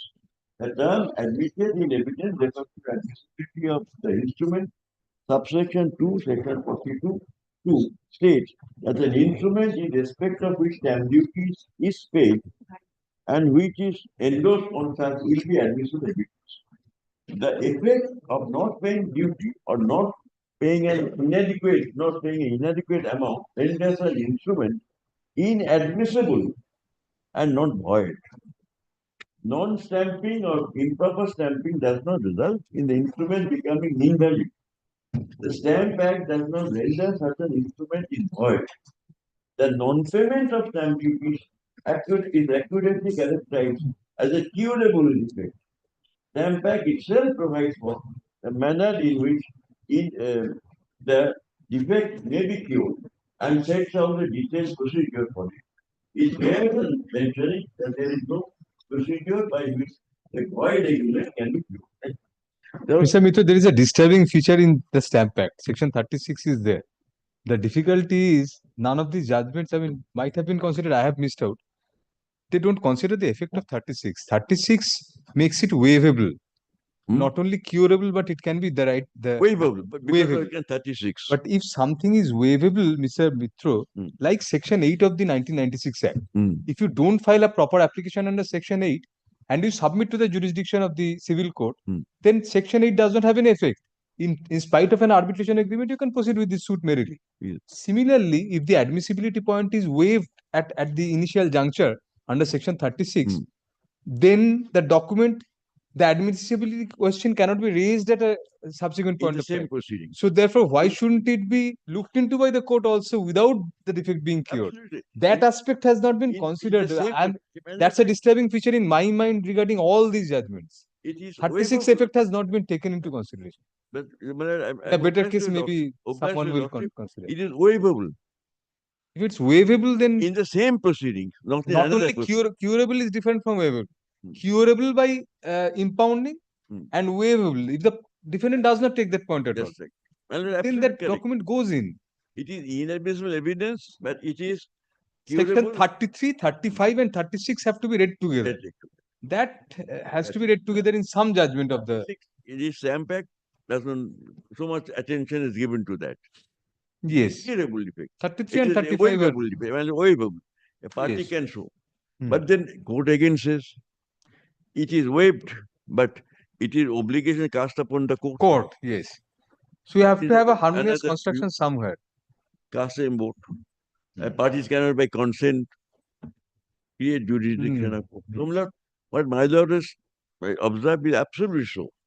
Subject to this exception, that it is duties cast upon the court or judicial officer, as can be, not to admit in evidence. Any judicial authority, any not to authority. look at, even if parties have consented, even if parties, let's say, parties are waived. That is the difficulty remains. But it is only stamp act. We, in our case, Registration Act is Registration Act, you have a stronger case there. but there are various paragraphs. May I first a summary? Then it will. Lordship, I can see a smile on your face.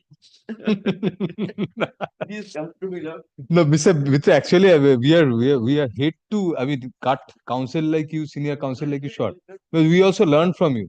Difficulty is the work pressure. You are seeing it. I mean, that is the difficulty because we have a legacy of appeals, and we are castigated regularly for being slow. So someone has to take charge of it. So unless the bar cooperates, we cannot do it. Let us shorten this judgment because You are shortening it. You are doing. You are shortening. Please come to me, Lord, page 228. Yes, 228 Conclusion, paragraph 235. of this. Okay. Then Justice Kanya has given a story. As Sandeep Khanna has given a separate judgment concurring. Yes. The reasons are same. Right. The conclusion reached. Justice Khanna's conclusions are always in decimal points. In the electoral bond case, all the cases. On the two have it. Yes, both of them. 235.1, first proposition, agreement which are not stamped or are inadequately stamped are inadmissible in evidence under section 35 of the Stamp Act. Such agreement are not rendered void or void ab initio or unenforceable. Non-stamping or inadequate stamping is a curable defect. But until it is cured, it remains inadmissible. An objection as to stamping does not fall or determination under section 8 or 11 of the Arbitration Act. The court concerned must examine whether arbitration agreement prima facie exists. Any objection in relation to the stamping of the agreement fall within the ambit of arbitral tribunal. That's why the tribunal is bound to decide that. No, you have a better case. We are not at an section 8 or section 11 stage. Before the interim award as per definition under section 31 is as good as a final award. So if that be so, before passing the award, that defect has to be cured. Has to be decided. You have a point there. That's right. You have a better case than interplay. Interplay Obviously. was a section 8, section 11 scenario. But before the award is passed, which in your case has been passed, the defect had to be cured. You can say that. Award is sought to be based on this agreement. Yes. If before the award is passed, it has to be cured. That you have a better case. Yes. There may not any objection within NN Global has been decided. Now my grievance is arbitral tribunal has not decided that. Stamp Act one has not decided. They say not decided. Right. He has given two contradictory findings which demolish each other, mutually exclusive. He has brushed aside on the ground of your having not blowing hot and cold. Yes, my monthly tenancy. Therefore, no stamping, no registration. No, monthly tenancy also, yes. Then 235 is a global tariff it overruled to that. Yes. This is the summary. Summary. That, it has been will be there to increase the volume of this judgment. But point is very clear and simple. Now let's just see what other point I should deal with. But I have mentioned that Registration Act agreement to lease is also registrable. Yes, yes, 17 read with section. But now, why I mentioned that I forgot. I'm becoming old. Because of clause 4 of that agreement. That remembers? Only learned judge realized, learned arbitrator realized Yes. that there's an agreement that as and when Epsilon get the lease from the Calcutta Port Trust, they will grant the lease to Sartak on the same terms and conditions as contained in this document. So that is how the agreement to lease. That's the agreement to lease is there. So even if it doesn't pass the test of classical test, which are used to, agreement on the Registration Act requires registration. That's why I'm not agreement is pointing out. Then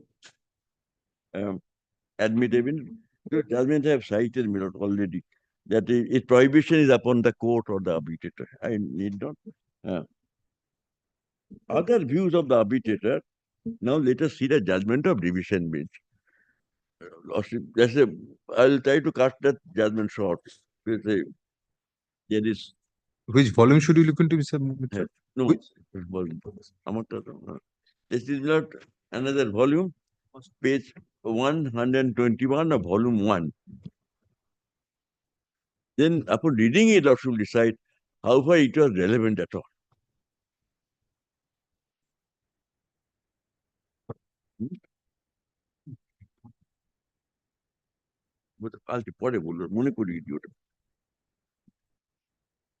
Facts are stated from Charter 121. Then please come to page 123.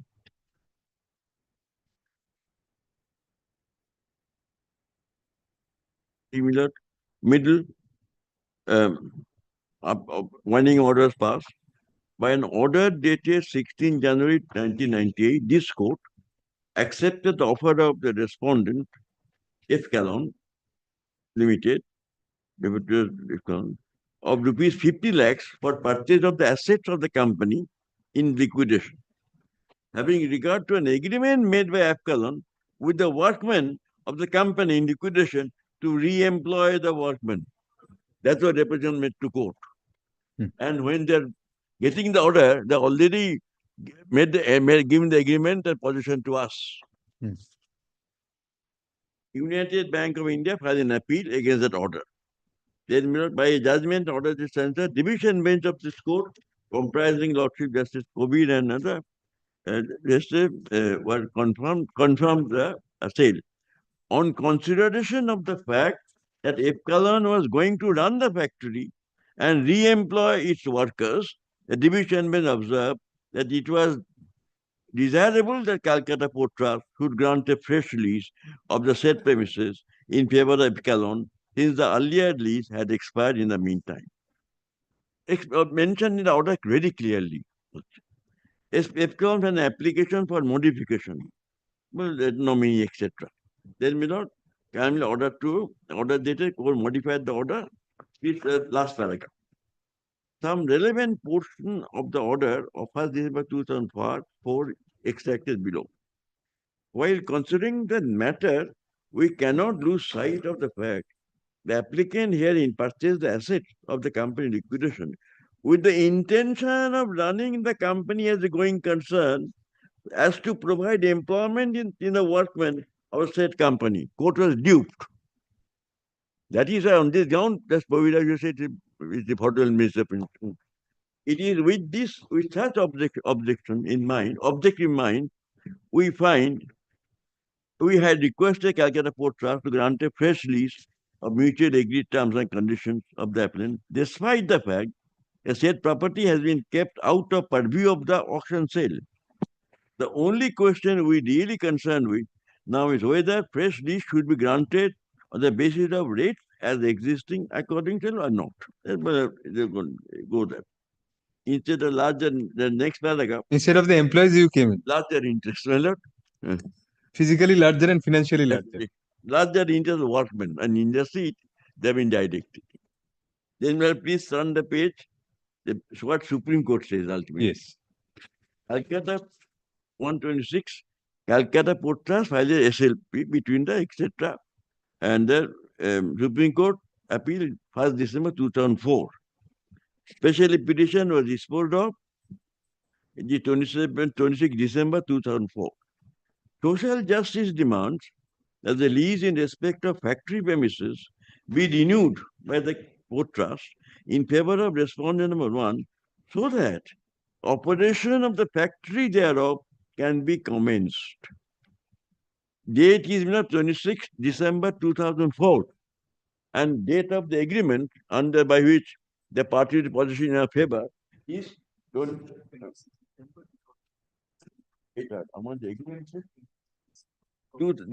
December 2004, our agreement, and the order of Supreme Court is 10th May 2006. 8th May 2006. Yes. 2006. After 2 months, 2 years after, this agreement was completely suppressed from the Supreme Court. Social agreement. In conclusion, we ordered a fresh lease drawn from the date of coming possession with the Port Trust, etc., as a rental, etc., scheduled rate as soon as you are equitable. Only purpose was that issue. Then 127, last paragraph, we are inclined to grant the lease in favor of the respondent 1 who sought renewal of the lease with the sole object of reviving and rehabilitating its units and to re-employ the workmen thereof. That was being in past 2 years after they had all this, Epcalon had parted with possession under the agreement, called it license or lease, giving us permission to use the property for any commercial purpose. There's no question of factory being reopened. This is about workmen wouldn't file a 340. Roughly. That is it was practice fraud was practiced upon court. But you have taken advantage of that. Yes. I mean, may not be deliberately, but because you are not a party, but you are there, yes. We did not know what basis they have Right. We knew You may not be. we did not know. We are not party to this fraud. No, you are not. Thank you. Then will appears immediately after opening order, the court on pious assurance. See, pious assurance of running the undertaking a company in liquidation as a going concern and revenue worker, Epcalon purpose to execute the agreement. Both Epcalon and you should be evicted, Mr. Rich. Both of you should be evicted from the property. And the property handed over to the employer. Division based Miller has made a palpable error on the face of the thing. It appears that immediately after opening the order dated December 1, this order is not December 1, it's 6 May 2006, no? That Supreme Court order, 8 May. From the division bench. Division bench is different. On the pious assurance, liquidation, etc. Epcalon purpose to execute agreement dated 26 December 2004. Yes. And commencing, etc. And Supreme Court order was obtained 2 years thereafter. Right. It is not how they got into possession. I got this agreement. Yes, Miller, Miller said the learned division notes that said the agreement executed when Epcalon and appellant also provided if the lease of the premises for formally renewed Calcutta Port Trust, Epcalon would negotiate and grant sublease of the said premises license on the same terms and conditions, whereupon license would automatically come to an end. The attention of the Honorable Supreme Court does not appear to be drawn to the said license agreement between Epcalon and appellant. Noted that. They have got an order by backing forward and they want to take advantage of it. According to appellant, Calcutta Post Office charges them with that, etc. Amount paid is not wrong, don't go and do that. Yes. Now, award has come by appeal. Statement of claim, omitting that. I'm omitting argument noted. Both sides argument are being noted.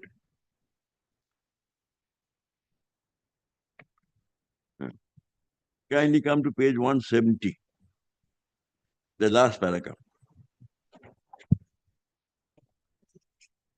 Last paragraph. Yes.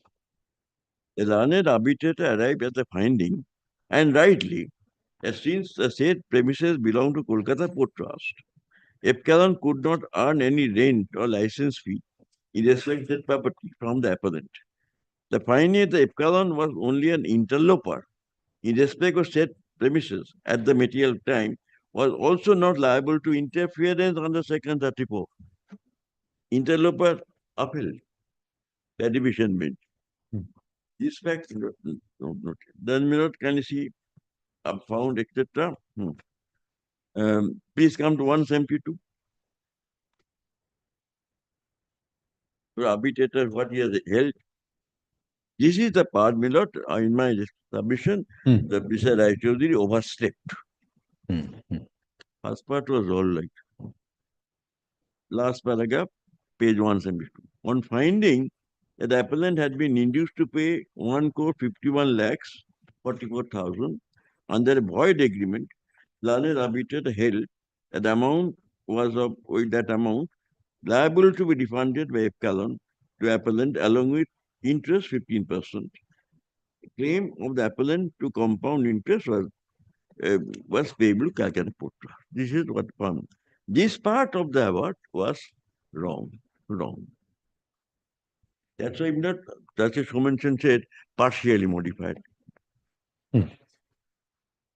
Now, this is, and let's get it out.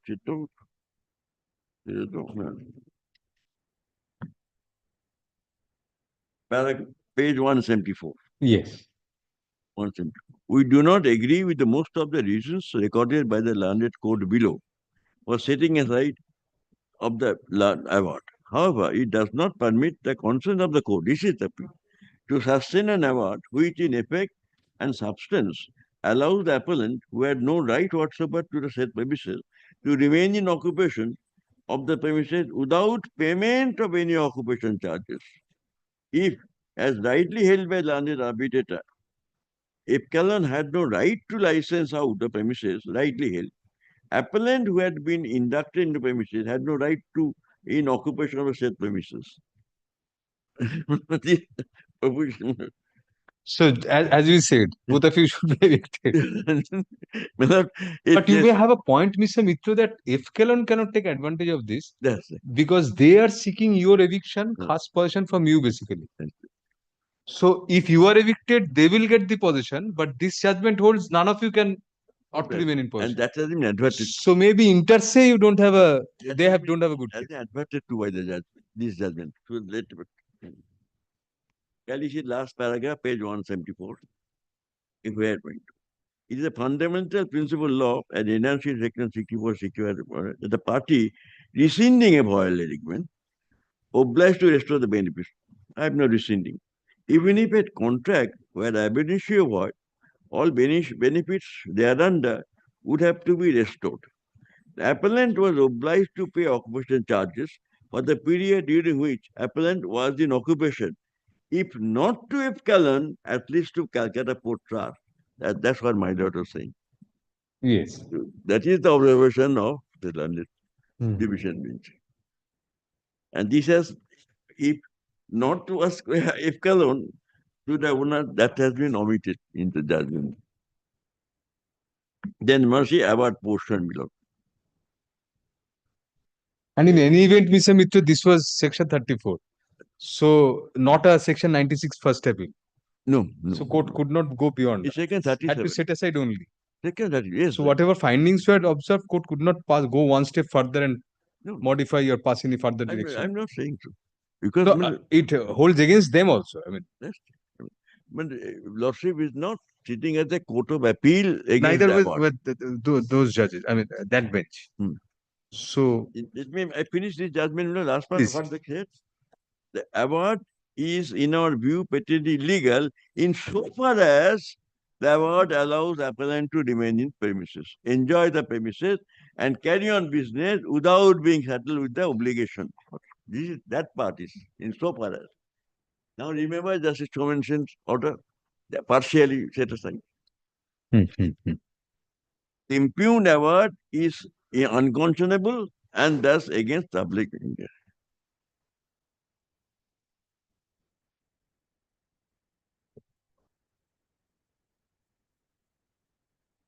Right. So far as that impugn award is unconscionable set aside. So what is the learned judge? This is the award. This is the division bench judgment under section 37. So it is considered. Section 9 application, this is one thing. Yes. This order was passed upholding the setting as a proceedings. And on the same day, after passing this order, learned division, same division bench was considering appeal from an order passed on section 9 by the trial court. That portion of the award, that portion of the judgment is quoted in the judgment award of Mr. Similar. That is the quota. That is in the paper book, different paper book. That's all. Now, my question which is caucused in my mind, how could the division bench, after award being set aside, at all entertain an order under section 9 of the Arbitration Act? Section 9 application can be made up to what time? Order can remain up to what time? Can you see section 9 below? No, but Mr. Mitra, then a new cause of action for section 9 would arise pre-arbitral proceeding, because section 9 is on the basis of the agreement itself. Yes. This proceeding goes. Correct. But before the next proceeding, on the basis of the arbitral agreement, section 9 could be entertained. Absolutely. One arbitration, section 9 caption made before arbitral proceeding have started. Yes, that will be the before for the next proceeding. Because you are right, you have rightly pointed to section 32. This proceeding ends here. And so a new chapter begins under section 9 also. That now on the amendments provided the reference is made within 4 months. Within 90 days. Sorry, 90 days. Yes. Please, material. Yes. Bear with my age. Principle is that. Yes. Can you see section 9? 9.2, subsection 2. Section 9. Section says 9, but just 6 minutes. This division bench could not entertain the application section 9. They should have said section 9 application now has become infructuous. Why do you say because that? award has been set aside. See, but section 9. Yes. When the application can be made, a party may before or after, before or during arbitral proceeding. This is before. During proceeding gone, or at any time after the making of the award also. But before it is enforced in accordance with section 36, apply to court. No, Mr. Mitra, the previous chapter ended with this. But a new chapter began. Because it's always, the potential is always there for a new arbitral proceeding, like it happened here in your case. Absolutely. That is precisely what happened. So the moment the previous chapter ends, it's a new beginning. The before again begins from there. No. One door closes, the other opens. At that time, my lord, when the second 9 was made, that this second arbitration was not in the office. No, what would be the effect? There is no arbitral proceeding. No. But that agreement is there. On the strength of the agreement, section 9 could assume jurisdiction. But this, my lord, kindly section 9 petition, that though Noah has said, they made long time back. Noah said we are making an application in contemplation of arbitration proceeding being started by us. Need not be said, Mr. Mitra, that fetter is provided in subsection 2 of section 9 itself. Section 9. Because section 9 you can file before, during, after. During is qualified by 3, which says that section 17 intervenes unless it is not possible, not reasonable to go before the arbitrator under section 17. But otherwise, a new before begins after the previous end. Therefore, arbitration award is still valid. And if it is not in enforced execution, then it can be done. But arbitration proceeding award is not valid at that time. That proceeding was set aside. Then section 9, Lordship is rising. Tomorrow, 1 minute. No? A full court is So you there. can continue for 2 more minutes. We We specifically instructed them to come up at 24. My lord? We have 2 more minutes. You can continue. Can continue? Yes. But For some time you can continue. Yes. Attend the full court. Let us finish the concept of section 9. Section 9, my lord. Yes. Section 9 is, it can be made before arbitral proceedings started. Yes. Petition must say, if comes a petition, section 9 must say that we want to start arbitration proceedings. That is not the case. Number 2. It would be sufficient if they referred to, if they got an award in the section 9, and within 90 days they referred the matter to arbitration. Within 90 days, they put them to arbitration. They have done that. No. Section 21. Long. Then the section 9 goes. No, Section 9 order goes. That is the effect. Long back. This is the date. I give the date on the. If not, but if it is beyond section 90, they started this section 21 a long time back. the effect would be the section 9 order would go. It would not be The extended. next chapter is, even after award is made, they can have another time. Yes. For making section 9, provided arbitration award is not enforced. Yes. What does it mean? That award is there is a subsisting award. True. Which is not yet enforced. But when the award is set aside, then how second part applies? All right. So section 9, my lord, was not mentioned. But tomorrow will be taken up. Tomorrow we don't take up because we will take up single. Tomorrow, yes, tomorrow. Tomorrow Thursday. Tomorrow Thursday, rather we will be taking up the My appeals lord, first. one thing I've been going to. Will also be at 2 p.m. there will be Bar Association program. No, tomorrow from the morning we take up these matters. Morning, Only right. 2 or 3 matters are there of Justice Shane's determination. After those, we'll take up this matter. Man, may I proceed on the basis that after recess, this matter won't be taken up? After recess, nothing would be taken up because of the Bar Association. We would love to sit, but it would look very odd. But I like to argue, but tomorrow after recess, I don't. No, like need to not. argue. For other reasons, obviously. No, whatever. You need not explain anything. Then I go ahead with the program. Yes. Okay. Grateful to my